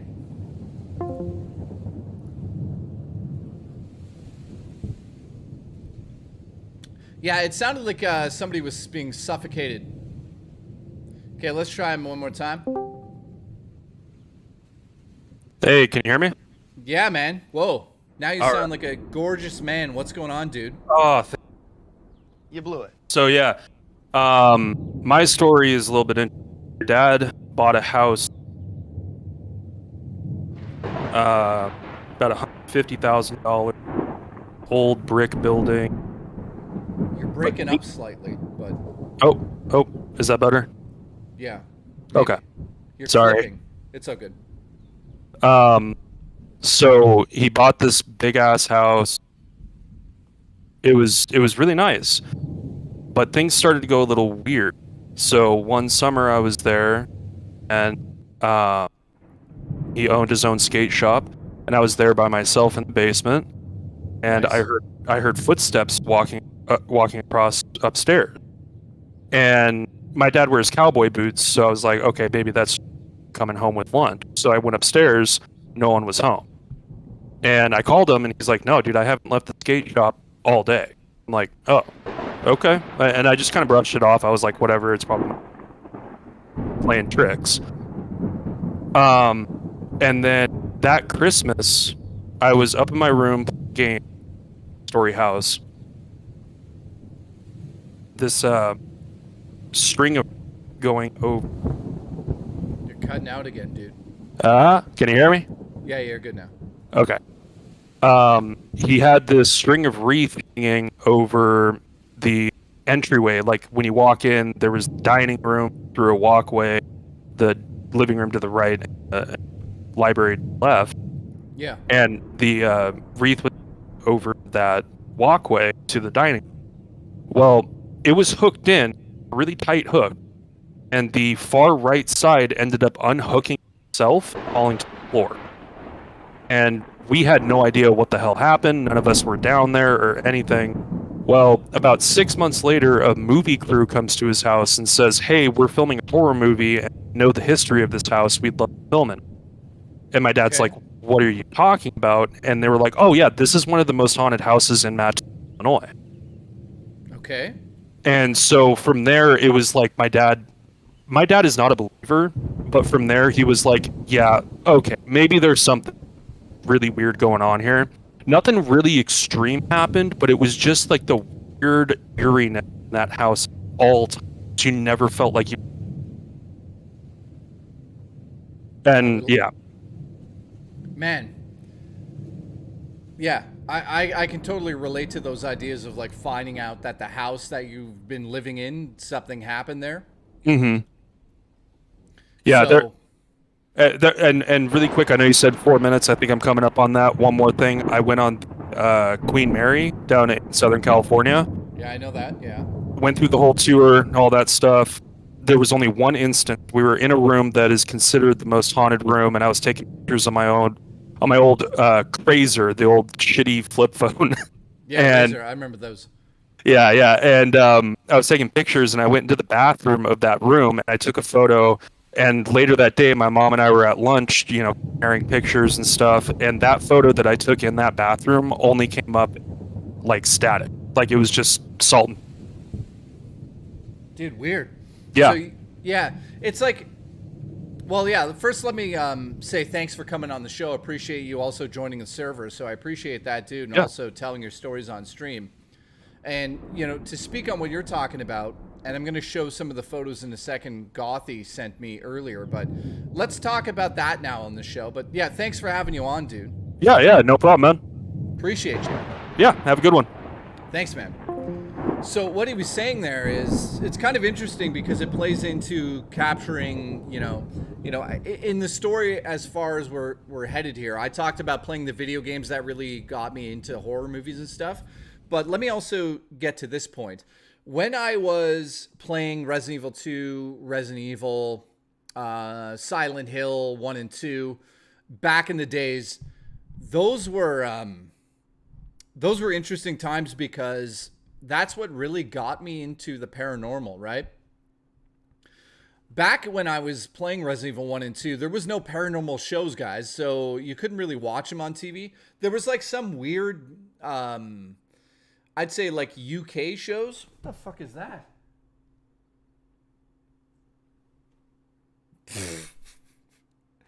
But yeah, I'm seeing things. I'm trying to piece this together for you guys, but when it came to watching paranormal shows, and somebody already just said in the chat, Unsolved Mysteries for me was the first time I got into something. I first got into something weird, right? In terms of a TV show, right? Then I watched Ghost Hunters and Ghost Adventures and all of that stuff.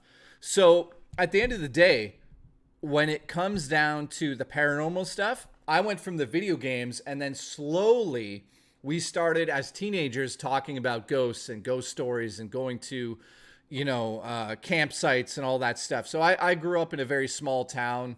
I would say it's kind of like Derry, Maine, like straight out of It, Chapter 1 and 2. If you watch that movie, there's a town in that movie, and the town that they live in Derry, Maine in the film is actually called Port Hope.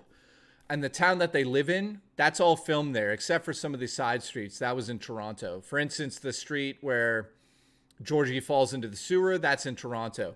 The house itself is in Toronto. However, the remainder of the film that takes place on that sort of main street, that's all in... I'm taking this off now, by the way, because I'm sweating. Hang on. And Zaylin, thank you for supporting the stream, but it's time. It always happens. I take this off and then it ends up back on in goddamn 3 seconds.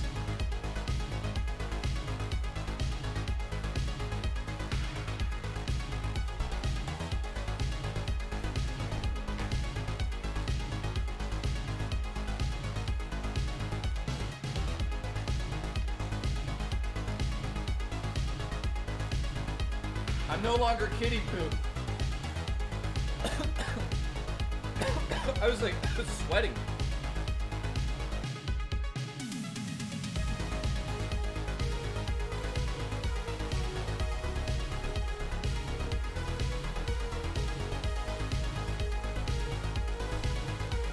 All right. Oh. That's much better. That's so much better. Anyways, where was I? Jay, what are your thoughts on the Silent Hill 2 remake, says Carl in the chat. To be honest, I got a bad feeling about that game. There's a lot of games that I've reviewed in the past. I've probably reviewed hundreds of games on this channel that you guys don't know about because you're all brand new here. Naked poo, that's what I am right now. But if you go through the channel, I reviewed a ton of games on here. And I always play the games, obviously, before I review them. And what I'm trying to say is that I sometimes know when a game looks off before it's even out. And I'm going to say this live, and it doesn't really play into how I'll feel about the game, but the way I review video games on the show is based on what the ambitions the developers had for the game. So a game, say like Silent Hill 2, it's a remake, so I got to look at it from a different perspective versus something like Super Mario Wonder. So when I talk about this game I'm about to bring up, I'm seeing things that I'm not too happy about, and it looks sloppy, and that is The Last Ronin. Comes out on the 22nd for PlayStation 5. Something about the game feels off. I don't know what it is. You know, animation, graphics, story, everything doesn't seem to be connecting as well as most people would want it to. But that's just my opinion, right? I could play the game and it could be incredible, right? So I have it pre-ordered. I'm going to be reviewing that on the show. Also on the 22nd, Dragon's Dogma 2 I'm going to review on the show, and Stellar Blade I'm reviewing on the show, which is next month. So let me also just say now, because you guys are here now, I will be back tomorrow. Yeah, Rise of Ronin looks a bit clunky, unfortunately. I'll be back tomorrow at 5 p.m. EST. I'm not leaving. Don't worry. I'm not leaving yet. But I wanted to move it along. So I got PlayStation, Resident Evil 1, Resident Evil 2. That got me into the horror genre of video games. Now, on the outside, something I haven't brought up yet would be, how did horror movies play into my childhood or my upbringing? But before I get to that, we have to talk about Malgus. Malgus did this. Battlefront 3 tomorrow? Question mark. Battlefront 3. I'm sticking. I'm not even going to play anything Star Wars related out of respect to the people who I don't want to buy that goddamn game. You know, I feel terrible that the game came out in that state. I am not going to promote it yet until they fix that. So Magnus also became a member, an Ultimate Legend. Thank you so much for that, dude. I'm also going to be releasing a private video just for the Ultimate Legends this week. I'm going to show the setup from a different point of view and how I did things like this. So hopefully you guys will enjoy that. Brett says, hey man, had to leave the stream. Holy shit. Shit got serious better now. Brett, where are you? He says that had to leave the stream. There was an indication that there was tornadoes near me. Shit got serious better now. You know what's crazy? You're not the first person to message me about that today, man. So where are you? Let me know and be safe for sure. If, you know, that's insane. 1,000 your door and I'm happy, says my mofo. That's a good name, man. But yeah, dude, glad you're safe, Brett. Seriously, man, I'm dead serious here. I'm glad you're okay. Carl says, have you watched the Crow trailer? Okay, I'll talk about that quickly here. Yes, I did. Obviously, I'm a huge fan. I got that in Ohio. Oh, man. Yeah, right now there's some terrible storms going around. I don't have it here. It's pitch black outside. We have rain in the forecast here until midnight, but there's no major storms. So I'm lucky, man, because it gets brutal down here. So I hope you guys are feeling safe there. In terms of the new Crow trailer, you know, the design of the Crow himself, I'm not a huge fan of it. The idea of it's going much poppier and it's less goth. I'm I'm on the side of goth. I like that much better. So I'm disappointed with the design of it. However, I mean, he's a great actor, right? He played Pennywise in it. Incredible actor.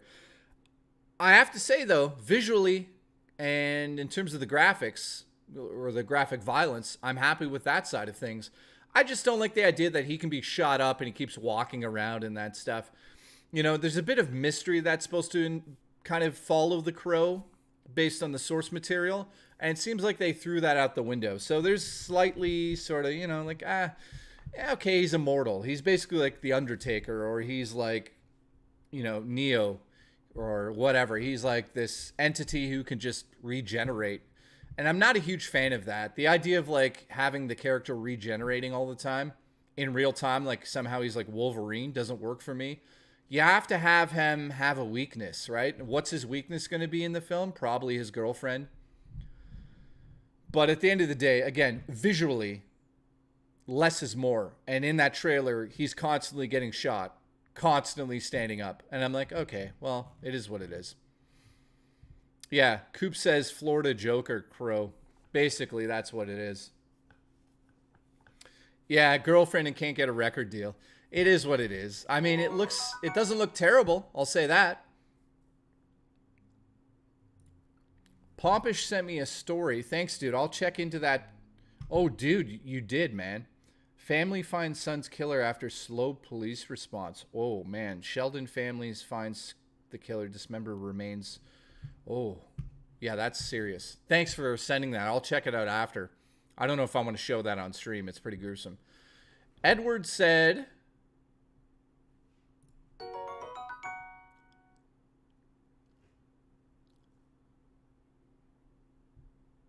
Wow, you are? It's not reading it, of course. Why would it fucking read it?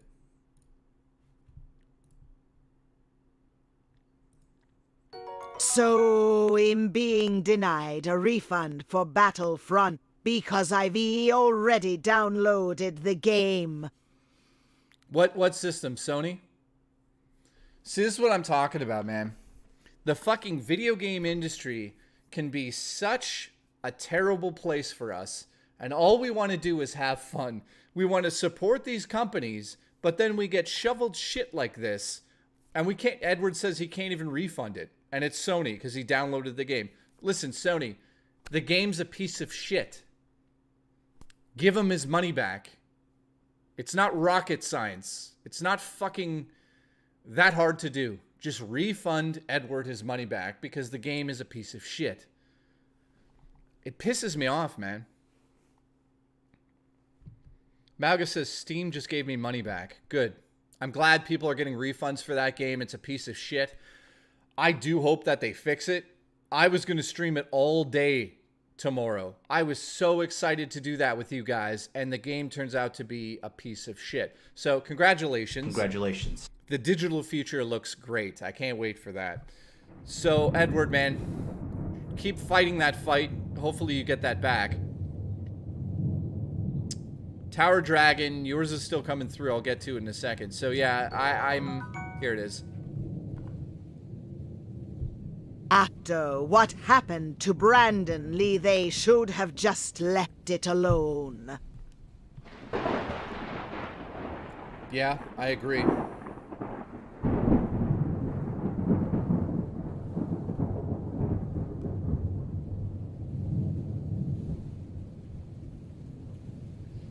I'm just retweeting the link, guys.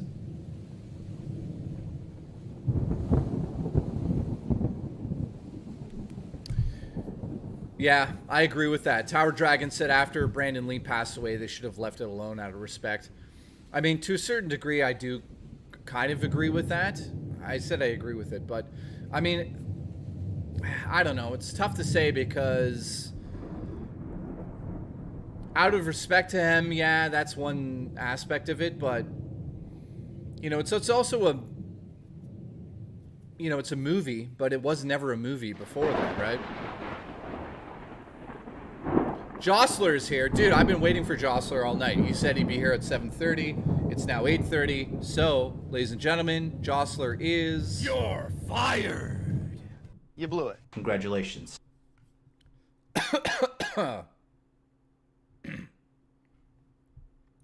So thank you, Tower Dragon, for the support. By the way, guys, thanks for the support tonight. Seriously, I really appreciate it. Everybody's been extremely generous. And I'm late again. Please spare me. I'm so sorry. Listen, Jostler, I accept your apology.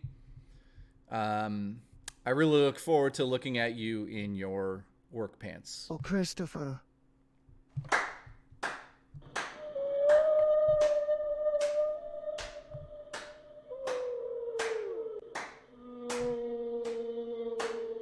I don't know what this is implying, but it means I think you and I are gonna have sex, allegedly. Just so you know. So shout out to Jostler. Thanks for coming through. I appreciate it. But guys, like, the support tonight has been ridiculous, especially with the head whale, as we call him now, Zalen and Ones. It's debatable right now. I'd have to actually look at the numbers, but Zalen and Ones are like two whales swimming towards a goal, and every time that Zalen does something, Ones is like, yeah, I don't think so. I'll do this better. And then Zalen's like, I'll do it better. So Ones says in the chat, check the numbers, I win. I don't know, man. It's Why is this stupid cake top clown not moving? Oh no. Jay, I will be back. Had a bit of a mishap. Yes. Come pick me up. It's everywhere.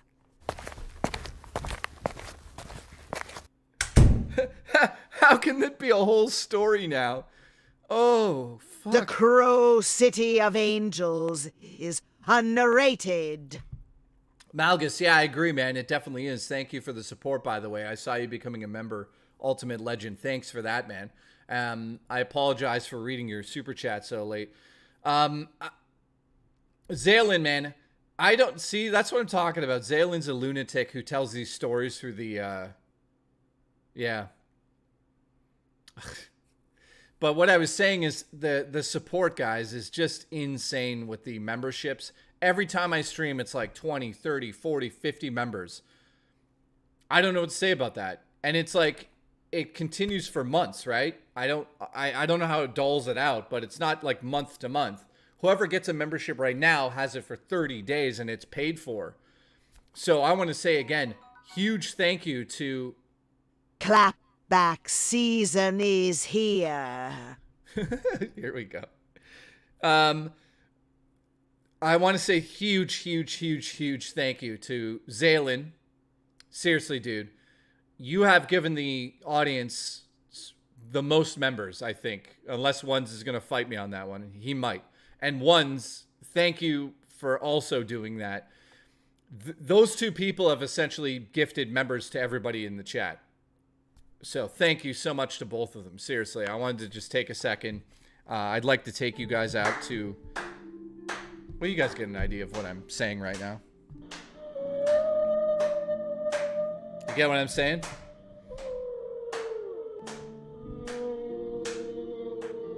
Oh, no, to be clear. No, you know what? Okay, I'll make it very clear. Zalen has given the most memberships, and Ones has given the most tips. 100%. That's the battle that's been happening there, which, you know, what's really fucking crazy is I see you guys going to other streams that I'm just involved with or like a guest on and doing it over there. Like on Camelot's stream, 8-Bit Eric stream, Nerdy John stream. You guys are absolutely insane. So thank you, man. Thank you, gentlemen, I should say. Congratulations. So in terms of the paranormal stuff, let's get back on track here. I still have a lot of energy. I started at 5. 6, 7, 8. So it's almost 4 hours. I'm going to go a little bit later today because I'm pushing the stream till 5 tomorrow. So I stream Thursday, Friday, Saturday, and Sunday. It's Thursday at 5, Friday at 5, Saturday at 5, and then Sundays are at 2 p.m. Eastern Standard Time. Tomorrow was supposed to be starting at 3 with the Star Wars game, but because I have a lot of energy and 5 a.m. stream. Listen, I would do a 5 a.m. stream right now if Wes showed up and was like, here, $500, 5 a.m., let's go. I probably could do it. Wes is probably here, by the way. Gothy says you stream with Camelot. No, I wasn't on Camelot's stream, but Sexy Coco went on Camelot's editor's stream. So there's what happened there. Zaylin and Ones are trying to start a cult. I see. Which is very interesting. So I'm trying to think where I was in terms of my paranormal. So now I know where I'll go with the paranormal stuff. Yeah, Nightbot, this is definitely not a cult sermon. Not at all. As it goes, the history of me and paranormal stuff. So when I started to get into the paranormal stuff on I would say a more serious level would be when I lived in Mississauga. So I lived with my dad for about 6 or 7 years at a house in Mississauga, very close to Square One Mall. So if you know Square One, you know where I was. That is around the time that I worked at EB Games as a manager and Sunrise Records as a nobody, really. Robo, thank you. Appreciate it. And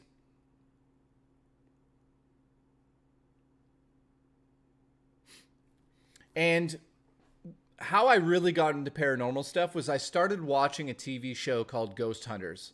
And what's really cool about Ghost Hunters is I actually had, I had one of them on my show. Can I call in later? Tech question for chat. You. Yeah, Jostler. What do you want? A tech question right now? Just message me on Discord. I'll call in right away. Of course you can call in. So let's talk about Ghost Hunters. Ghost Hunters was a team known as TAPS, which standed for like the Atlantic Paranormal Society. And they were a bunch of plumbers who started a show out of the back of like a van, right? We're not talking Ghost Adventures. We're talking Ghost Hunters. That's where I started. On that show, we had Jason Hawes, who was like one of the leads. And then we had Grant Wilson, who was on my show before. I had a nice interview with him on this channel. If you want to go check that out, just search JKB Ghost Hunters. It should pop up. So I talked to Grant about stuff on my show. And Grant's an amazing guy. So I really got into the show back in the day when it was like in season 1. Season 1 really opened my eyes to some of that stuff. I wouldn't say everything. I didn't believe everything that was on that show, obviously. But as I got deeper into the idea of like, what is paranormal? What does it mean? How do we research it? How do we even know if it's a real thing? That's when I started to like look into what's an EVP. So let's talk about electronic voice phenomenon really quickly here. How many people in the chat actually believe in EVPs? And does anybody actually have any that we can listen to tonight? And while I ask that question, let's call Jostler really quick here. EVP. Anybody had an EVP? I wasn't on Ghost Hunters, but I had some of the Ghost Hunters on this show you're watching now. 1's 2 cents. He says he does believe in them. EDP. I've had a DP before. Yeah, I was gonna say, have I been calling it EDP? I've been calling it EDP. EVP. Haunted cupcake. Haunted fucking cupcake. Jesus Christ. What's going on? Ladies and gentlemen, we're talking to the Jostler. If you know who that is. He's the man who's beat cancer. He's the man who can play guitar. Stop. He's the man who beat cancer with his own fists and cock. He also can play guitar like a god. And they also met the Ghost Hunters too. Oh shit! You messed up. Where? I think I talked to you on your stream like back in like September or something about it. But yeah, they came to my school and everything. Nice. One sec. Yeah, no problem. Blue Dragon says, remember the movie studio orbs? That stuff was crazy. No, dude. What are you... Blue Dragon. Also, Blue Dragon. Are you the Blue Dragon I used to live near? I don't know. Dude, let me know what the... Oh, whoa. Whoa, whoa, whoa, whoa. I know what he's talking about. Let me talk about that after we get Jostler out of here. Jostler, you're holding the show up now. You're Oh, fired. I'm so sorry. Hold on. I'm kidding. Okay, go ahead. What do we got? So I just... I'm building a gaming PC, right? Oh, yeah. By the way, congratulations. He's building his first ever gaming PC, guys. So he's pretty excited. Congratulations. But I'm switching over from Mac to PC. And I need to get a USB drive with Windows on it.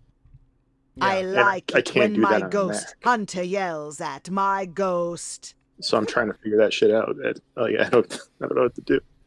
Okay, so what you need to do is put a flash image of Windows onto a USB stick. So it's called Windows Media Creation Tool. It's super easy. That's on a Windows PC though. I don't have a Windows PC. Well, no, guys, can he make a Windows Creation Media Tool from a Mac? Rufus isn't on Mac. There's Etcher, but it doesn't support Windows.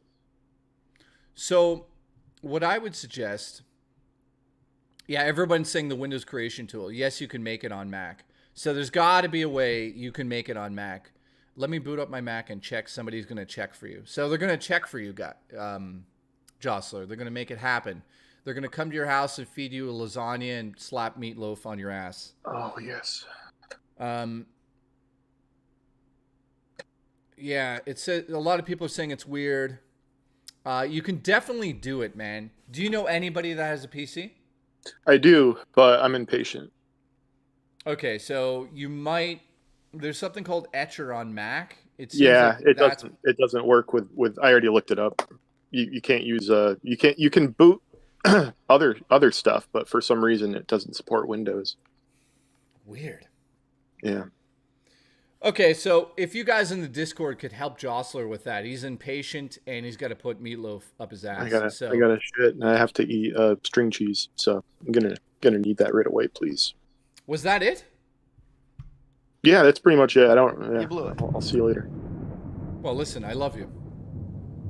I love you too. And I keep seeing ghosts like running around behind you. Is that your cat? Did your cat die? I mean, I hope so. Yes, I hope she died. I just keep seeing stuff moving around. But yeah, all right. Well, I appreciate that, and I'll definitely message 1 to 2 cents or Robotaco or Sexy Coco. Actually, yeah, message 1 to 2 cents. He's gonna pour Wendy's chili on your ass and solve your issues. Trust me. You know they don't use like fresh meat for that. Nope, that meat is made out of like 40% clay and 60% soy. Enjoy. Yeah, it's delicious. All right, so I'll talk to you later. Yeah, man. Glad you're getting a gaming PC so you can really lose at Halo every time we play together. Oh my God, I'm so excited. Oh. Love you. Love you too, bud. Bye, buddy. Bye-bye. So, Blue Dragon, let's just bring this one up. And again, huge shout out to Jostler for that. I appreciate you, buddy. So, Blue Dragon is a friend who I will not say who it is because I'm not going to disclose this, but he worked at this place. It's really hard for me to discuss this without giving away where it was. Now, it was at a movie studio. I'll say that much. So he worked at a movie studio that was like 5-minute walk from my house. And he's like, dude, there's orbs on the camera here. He sent me video of the orbs on the camera and he invited me over to the movie studio. We went into the movie studio and sure as shit, there are orbs in that place. And we looked into the history of the place and wow.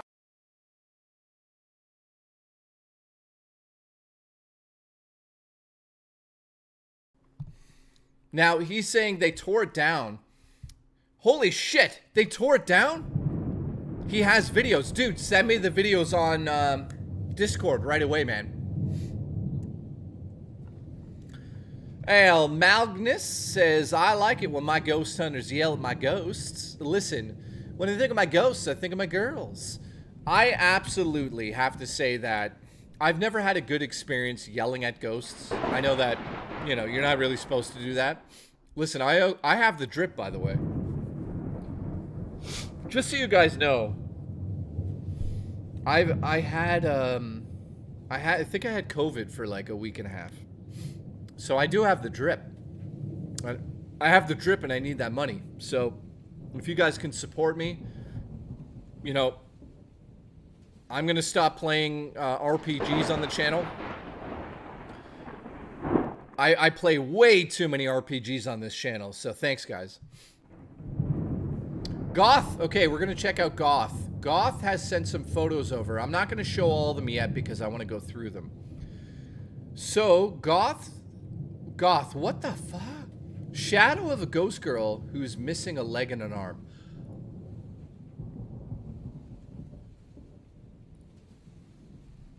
Is this, okay, Goth, is this all from the same place? Is there anything you want to share?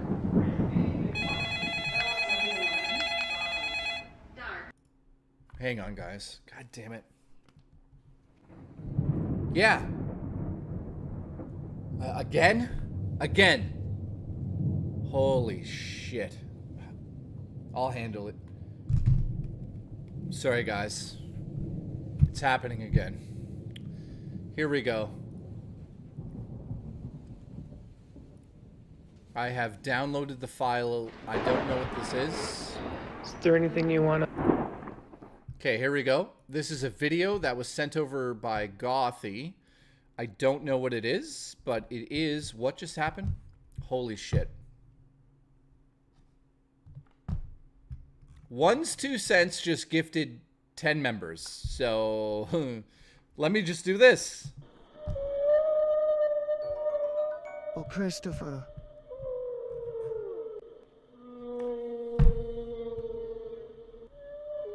Unbelievable, man. Oh my god.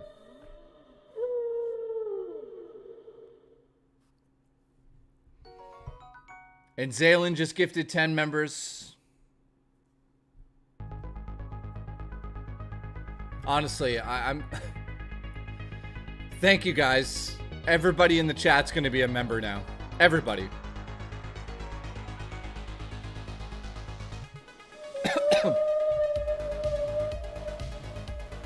The Whale Wars. Oh, Christopher. Oh, Christopher. Oh, Christopher. Who what? Did Terrence get one? Terrence didn't get one. Listen, Terrence, go fuck yourself. Who what? That's what YouTube's saying to you right now. Listen, Terrence, fuck you. Who what? That's what you get for cheating on me. 20 memberships come in. 25! Tower just gifted 5. If Terrence doesn't get a membership, then he's a ghost. He is a fucking ghost. Let's see. Thank you, man. He still didn't get one. He still didn't get one.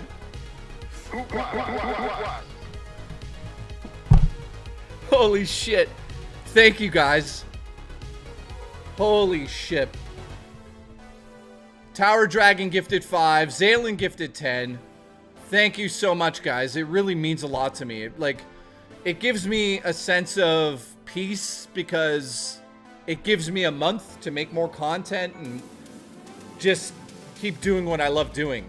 Mr. Awesome gifted 1. Thank you so much, Mr. Awesome. You've been giving them out randomly, too. I really appreciate it, man. Terrence is now playing the racist card. Who what?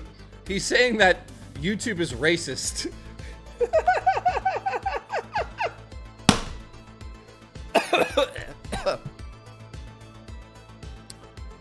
Make gifting enabled. Dude, you have to make it available on your account. Hang on. Stop the show. Stop the show. Do you have it? Holy shit. Holy shit. Oh my god. Troll McTrollson just walked in here and said, screw all of you. I am the whale. Thank you, man. That is absolutely insane. Did any of them go to Terrence? No. No. Terrence, you have to enable it on your account, man. This is getting out of hand. Terrence did not get one. Troll McTrollson, man. Holy shit. Troll, dude. Come on, man. That is like... Terrence still. Who was? Are these real memberships or are they from Argentina? I mean, to be honest, I don't think Troll would troll me. Troll, are these from Argentina? I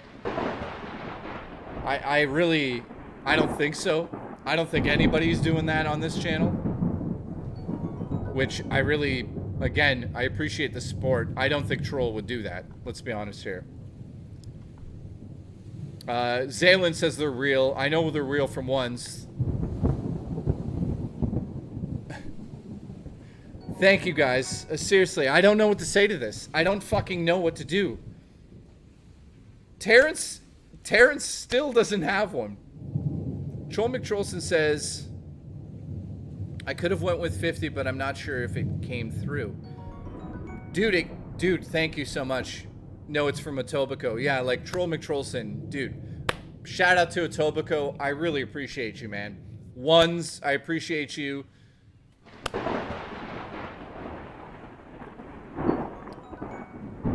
Let's get an updated membership goal here. Not that I have a goal. To be honest, my goal was to get fucking 300, and we got to that in like 3 minutes. Moonshade, thank you, man. Just gave a membership. Terrence still did not get it, so shout out to Terrence for being fucking pathetic. Who was? Memberships we are up to. We are up to 863, give or take, with 74 cancelizations, which is to be expected. So technically, I don't know if we're at... I don't know what we're at. I guess we're at 800 and... We're at 863.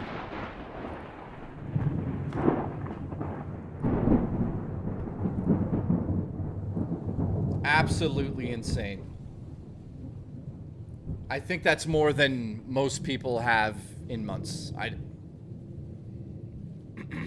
Hey, my Triforce turned red. One did month member now.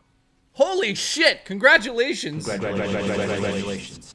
Alice's Triforce in the chat. Can you type? I think you are the first Triforce to change color on us. Alice, type something. No, I don't talk to Mike anymore, Mac. He's too busy losing his fucking mind. Alice has the first red Triforce. You leveled up. That's 2 months. How the hell does Alice have the first one? Wait a minute. Blue Dragon has been a member. He's pink? Blue Dragon is fucking pink? What? Wait a minute. So Alice is red. Blue Dragon is pink. Ones and Sexy Coco, let me put it in your stink. I don't know. Sorry. You're fired. Let me look this up. So the memberships go like this, guys. I'm looking up the goals. So first month is gold, second month is red, third month is pink. So we have somebody who is pink in here, which is Blue Dragon. So congratulations to Alice for being 2 months, and Blue Dragon takes it right now with the 3 months pink, which is weird. He must have became a member like 3 months ago? Yeah, no shit, right? So pink is 3 months, green is 4 months, I think. Upside down low forest, that's something to get. That's like 6 months. So there you go, man. Absolutely insane. You guys are insane. What has happened here? Alice has gifted again? No, Alice is just 1 month member now. No, technically you're 2 months, right? So Alice, thank you. Super, super, super, super thank you for the support. And Obi Observes gifted 1 legendary and it went to Rob. Thank you for that. Alan Jones gifted through the super chat. Thank you for the support, dude. I really appreciate it. And then Alex Roberts, who is also now red. Holy shit.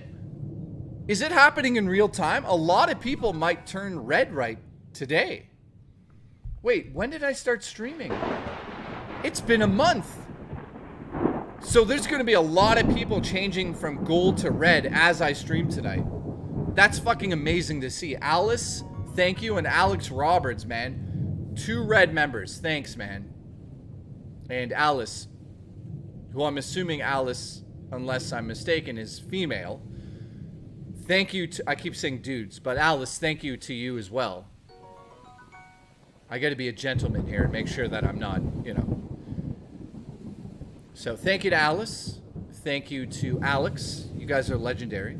And yes, Alice is female. We've confirmed it. She's confirmed it, I should say. So, wow.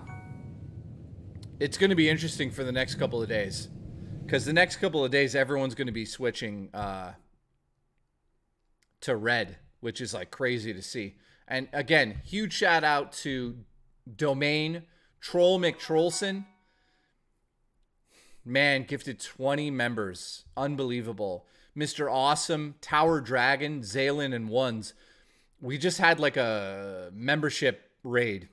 I don't even know what to say, guys. I honestly don't know what to say. I don't fucking know what to do. Let's go over to some video footage that was sent in by Gothy, who also sent me this earlier. Thank you, Gothy. I will be playing that, checking it out. This is some footage that was sent in. I have no idea what it is, but it is a paranormal video. Now, Gothy, let us know in the chat. Is this from a personal collection?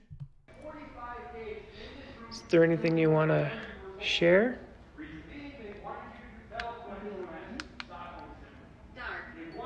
It is dark. Why?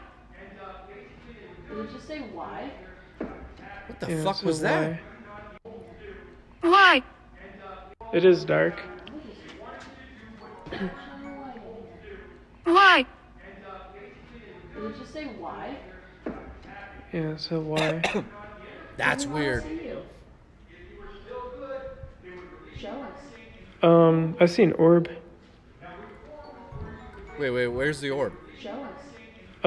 I see an orb. I don't see it. I don't see it.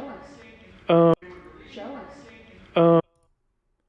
I see an orb.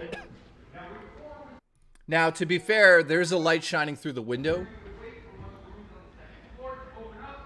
Oh, it disappeared. I didn't see it. Are you afraid of me? Where's that orb again?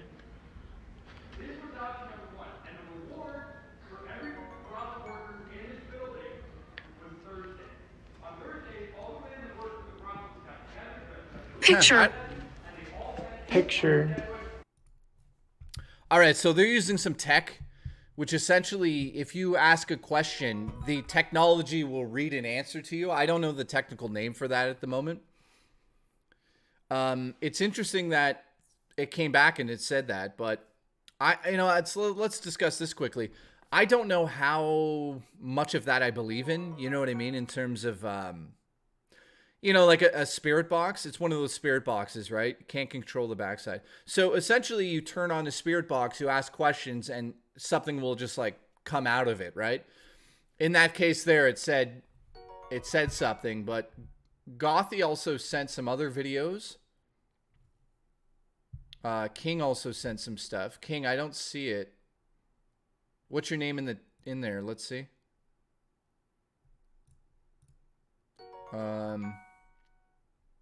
Hang on. Yeah, I don't see it right now. Gothy sent some legitimate creepy photos. Let's find those. Hang on. Did I shut your window, Gothy? I don't think I did. Hang on. No, I didn't. Okay. Here we go. Let's check out. Is that a video? No, it's an image of a video. So that person's not in there. That's creepy. I have to say, let's show this one, Gothy. So this is an image of... So this is like... This to me is like debatable. So it's obviously a photo that's taken place in one of the haunted locations, right?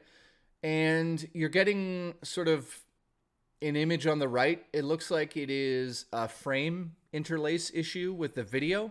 So you'll see on the right side here, obviously with the yellow circle around it, we're getting an entity. It looks pretty tall. I think I see the head of it all the way at the top here, which would indicate that, you know, I don't know how old that guy is in the background there, but that looks like a tall spirit, if it is a spirit, right? So when it comes to these things, I don't know how to feel about some of the photography because I know the issues that can take place when you're taking photos, you know? Also, Moonshine Gifted, thank you. Appreciate it. It's Uncle Grubsy. One's holy shit. So listen, I know that some of you are going to go offline because of the power issues that are happening here. Yeah, Jamie in the chat says it looks like double exposure. Totally, dude. But let's just say this quickly. I really hope everybody's going to be okay tonight. There's a lot of... let's turn that off for a second. There's a lot of thunderstorms happening throughout the States right now, and some of them are like... Yeah, some of them are pretty dangerous. So I hope everyone's okay out there. And I hope that everyone, you know, if there's a tornado warning in your area, make sure you're paying attention to that. They can save your life based on the amount of time that you will have when you hear the siren or you get the alert on your phone. Do not hesitate. Grab your family and just stay safe, guys. Grab your cats or animals and just stay safe. Christopher says it's getting scary there. He says it's getting windy where he is. Oh, Christopher. One says I'm sticking around till the sirens. Dude, just please be careful, dude. I'm going to be a nervous wreck. Justin in the chat says grab the PS5 as well when you run down to that basement, which, you know, I've been in cases where storms have been pretty goddamn crazy. By the way, guys, we have 100 new members almost. Today we're at 97 new members. Today only. Like, that is absolutely... I don't know what to say about that. Like, thank you so much, guys. Really means a lot to me. We're 3 away from 100 in one stream, which I think might be the record. I think the record is... Yeah, this is a low support stream with 97 new members. Yeah, it's so that I get no support, guys. Oh my God. That's unbelievable. Dogster, thanks, man.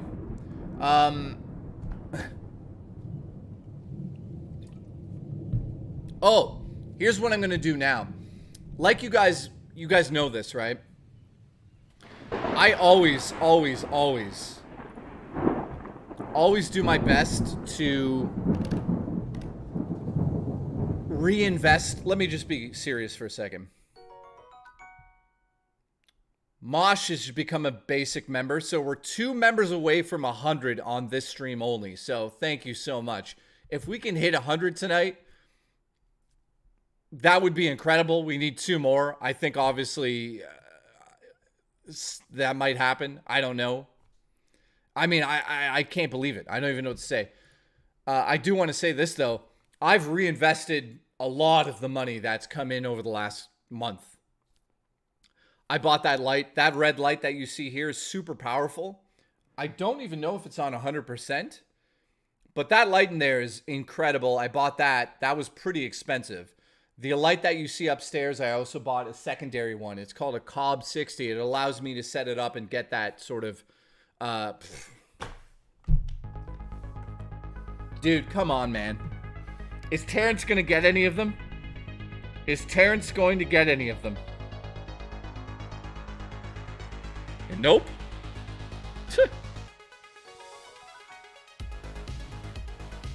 Jesus Christ. Did Terrence get them? Dude, Viper Eyes, man, thank you. I gotta play this.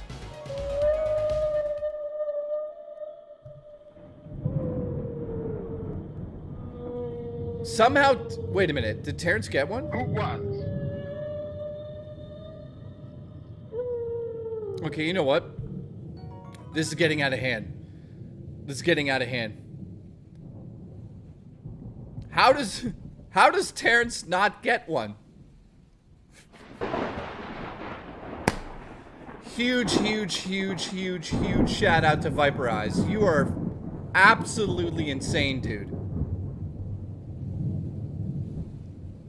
I can't believe Terrence doesn't have one. I'm gonna literally go into my PayPal. Terrence, send me DM on Facebook. Send me your PayPal. I'm gonna send you enough money to get you a membership because this is now out of hand. You blew it. You're Congratulations. fired. Anthony also didn't get one. I don't know, man. It's random. When's it okayed to start farting around your new GF? That is a good question. Mystery asked, and thank you for the support. He says, when's it a good time to start farting in front of your girlfriend? Never. I would keep that private forever. I mean, let me just say this. There are some relationships that's fine with, but in my personal opinion, when you do that in front of a woman, it changes things, and I will never do it in front of my current girlfriend. That's just me. It takes it to a level that's just like gross, in my opinion. So, at some point when you're like 90 years old, you could fart on her face, but not yet.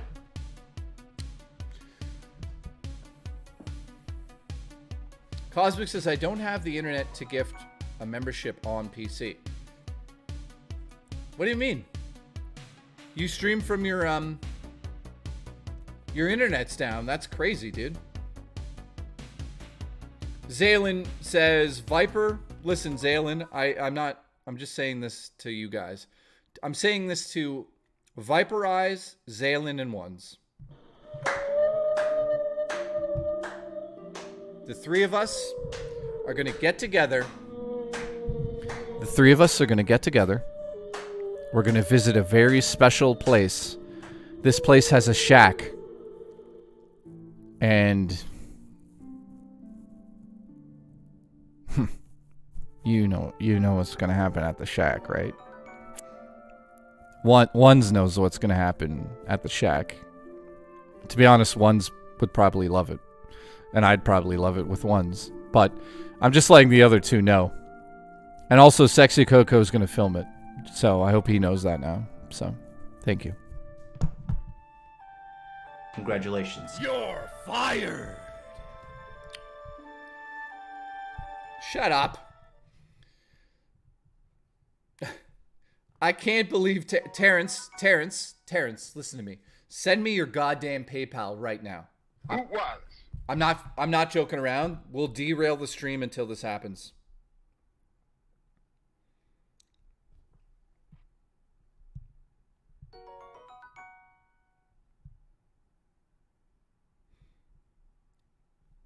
Oh, dude, you sent the videos? Terrence, man, I don't see you in my DMs. Garrison gifted one membership. Guess what? Didn't go to Terrence. It went to somebody else called Terverse, not Terrence. Terrence, listen, no one likes you. So what I was saying there earlier was, because of the support on these streams, I'm allowed to do crazy things that I don't think a lot of streamers would be able to do. I'm not spending all the money I make because I got to pay rent and eat food, but I've spent a lot of it on setting this stream up the way you see it now. Not complaining, just to be clear, and I'm not done spending money on it. I think I'm going to buy some REM pods. Now, if you don't know what a REM pod is, it's a device that essentially sits on the ground, has lights on it. It's electromagnetic. in its nature. So if you put your hand near a REM pod, you'll get a higher sound and more lights. I'm going to order a couple of those literally now, and we'll set them up behind me when we do these ghost streams. And if those things go off as I am streaming, it's going to be interesting. Now, is there anything else I should get? Baby monitor? A baby monitor? Can it all be returned? What are you talking about? All the stuff I bought? Why would I return it? So it's like yeah. So let's look up REM pods really quickly so you guys can look it up yourselves as well. So a REM pod, guys, is something that I don't think...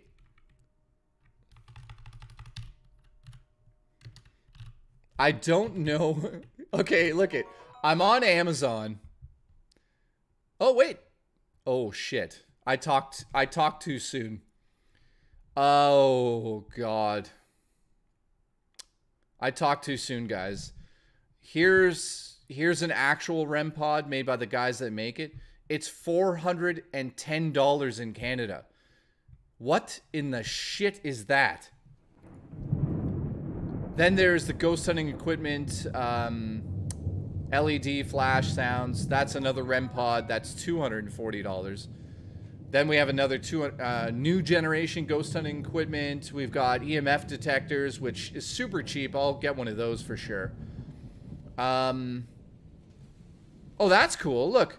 So what you're looking at here, those are called, well, they're called cat balls, but essentially they're motion balls. You put them on the floor, and what happens is when something gets near it or moves it, it'll start to turn on. Man, I'm so disappointed the REM pods are so expensive, man. This is the one I wanted to, and I'm not buying that. Damn. I'm gonna have to find them cheaper, guys. But dude, a REM pod for $400? Yeah, does it come with the goddamn fucking proton pack? But dude, I'm gonna order some of this stuff for real. And we're gonna do some ghost hunting live. Well, let me ask this. Buy the sword. I did buy the sword, by the way. You didn't watch my video. You're fired. You're fired. So I'm going to order this, guys. I'm going to order an EMF detector because it's actually on sale. I'm going to order an EMF detector. I'm going to order... Actually, I'm going to order an EMF detector with 2 of those balls. These things, right? So these balls right here, these are pretty cool. So what happens is you put them on the ground. They light up if they're touched. So I'll order that. I'll actually order this as well. Maybe a voice recorder. So this voice recorder for EVPs. And then there's a few other cool little things here, but for the most part, I'm sort of disappointed that these... I can't afford that. Like, I could, but I can't. Like, I just can't justify buying $240 for a REM pod? There's some other cool stuff here. EMF detector, which is cool. Thermal imaging, which would be kind of interesting to do. And then night vision. Other than that, there's dowsing rods. So yeah, there's a few cool things here that I'll get into, but this is such a disappointment. Holy shit. Can anyone see my post in the Discord? Let's see. King, what did you send? It looks like Jerryson has become a legend. Thank you. So again, thank you for the support tonight, guys. This has been absolutely insane. I've been streaming since 5, almost 5 hours.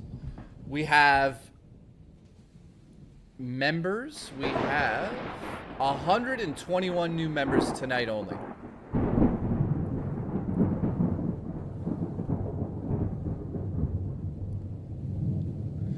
So, as for the horror movie stuff, I'm going to continue that on another stream.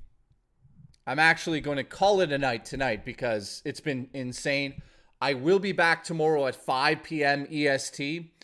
We will see about playing Helldivers. I know that I said oh, no, sorry. Let me rephrase that. We will play Helldivers on the stream tomorrow. Listen, Terrence is mad. Terrence is mad because Terrence didn't get a membership. Also, did he...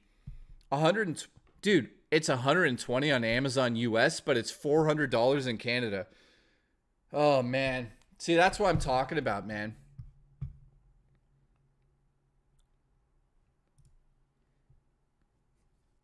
Helldivers. We'll play it tomorrow.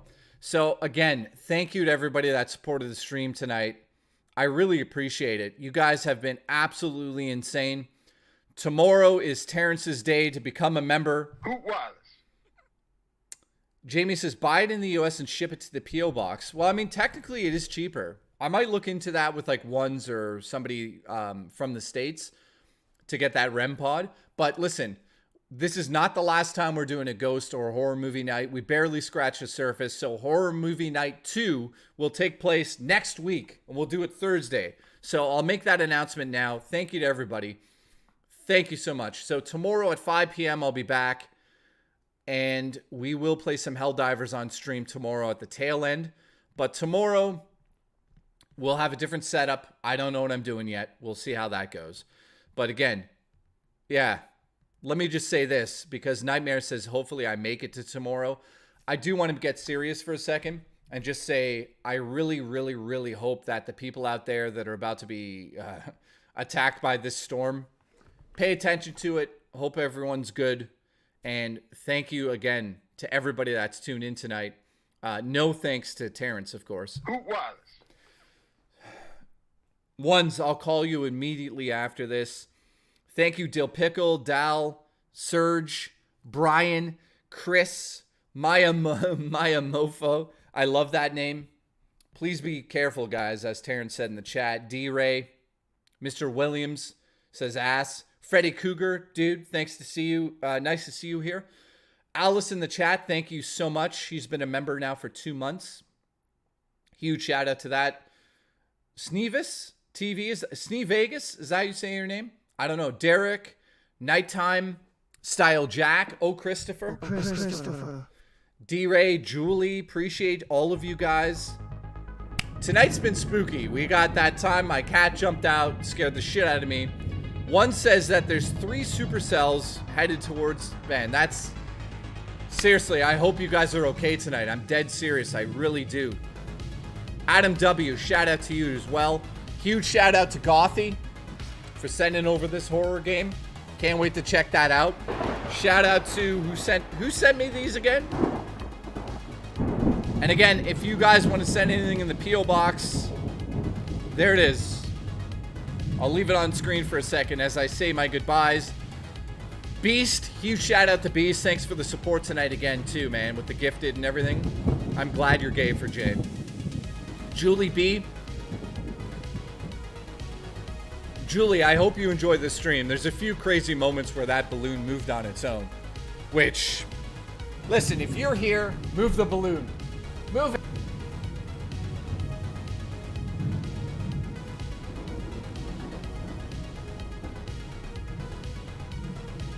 Balloon's moving. The balloon's moving again. Shout out to the whales.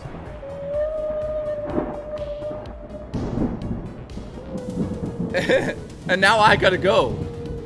I have to go and hang out with the balloon that moves. And also, I don't move it.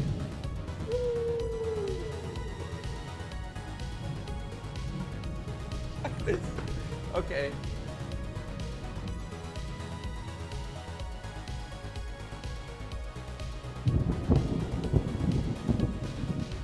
Yep. Maybe I should keep the stream going. Maybe I should keep the stream going. Darth McButtface, love you, man. Bartman, Viper Eyes, of course. Viper Eyes, huge shout out to you, dude. It's still moving. Look.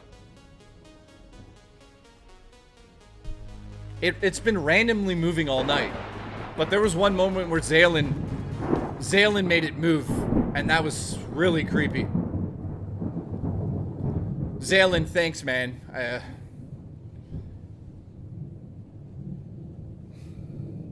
You know what's crazy? Now I honestly have to go and deal with this now. I have to be here alone and deal with this now. So, Tower Dragon says keep going. I don't want to wear myself out, man. I'll be back tomorrow. I'll be back tomorrow at 5 p.m. EST. Things won't be as spooky tomorrow. We're going to continue Spooky Night, Horror Night, I should say, Horror Night 2 next Thursday. So tomorrow, also, let me just say, I'm seeing shit out of the corner of my eye. I'm seeing shit out of the corner of my eye.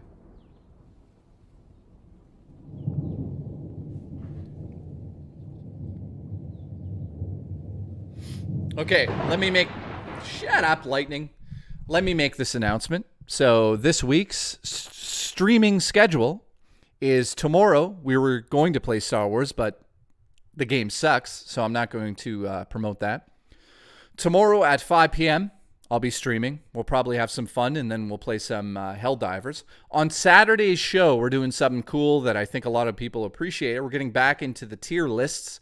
So I'm going to be doing my favorite wrestler of all time, my favorite movie horror icon, and favorite gaming snacks. And you guys can be involved on that. So Saturday, we start at 5. And then on Sunday at 2 p.m., we start earlier.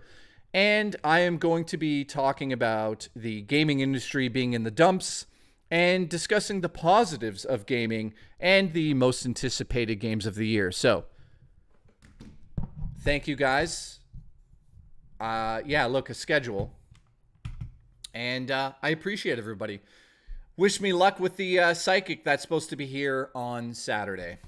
Which, yeah. So I'll see you tomorrow at 5 p.m. EST. Love you guys. And that balloon better stop moving.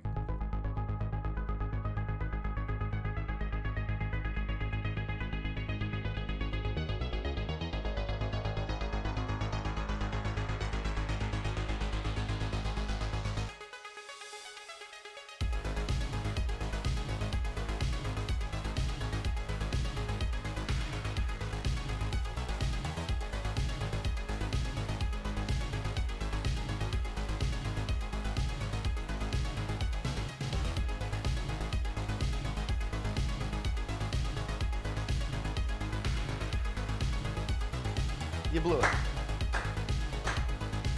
I hit that button by mistake, but I'm going to do something. This is, I'm going to do this live just so you guys know. If that balloon, okay, stop fucking in the shed. If that balloon is haunted, I'm going to do something now to get rid of it.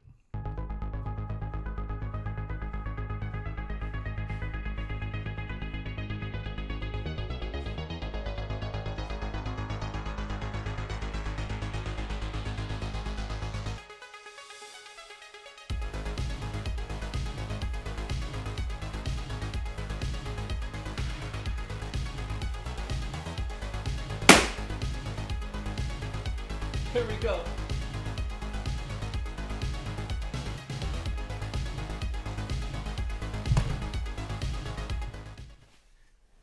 This house has been cleansed.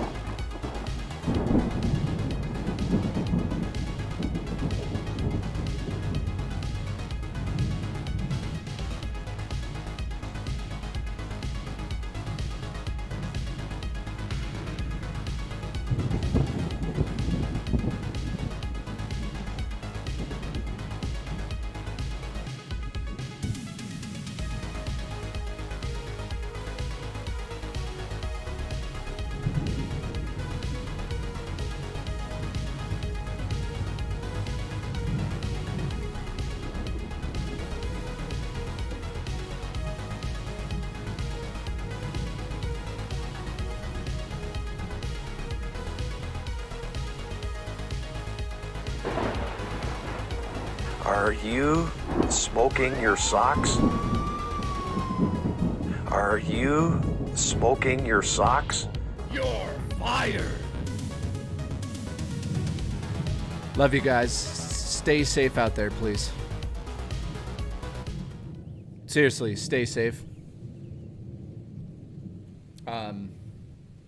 Yeah. I'm definitely worried about you guys out there that are dealing with the storms. So update me. Want to make sure you guys are okay. Thanks.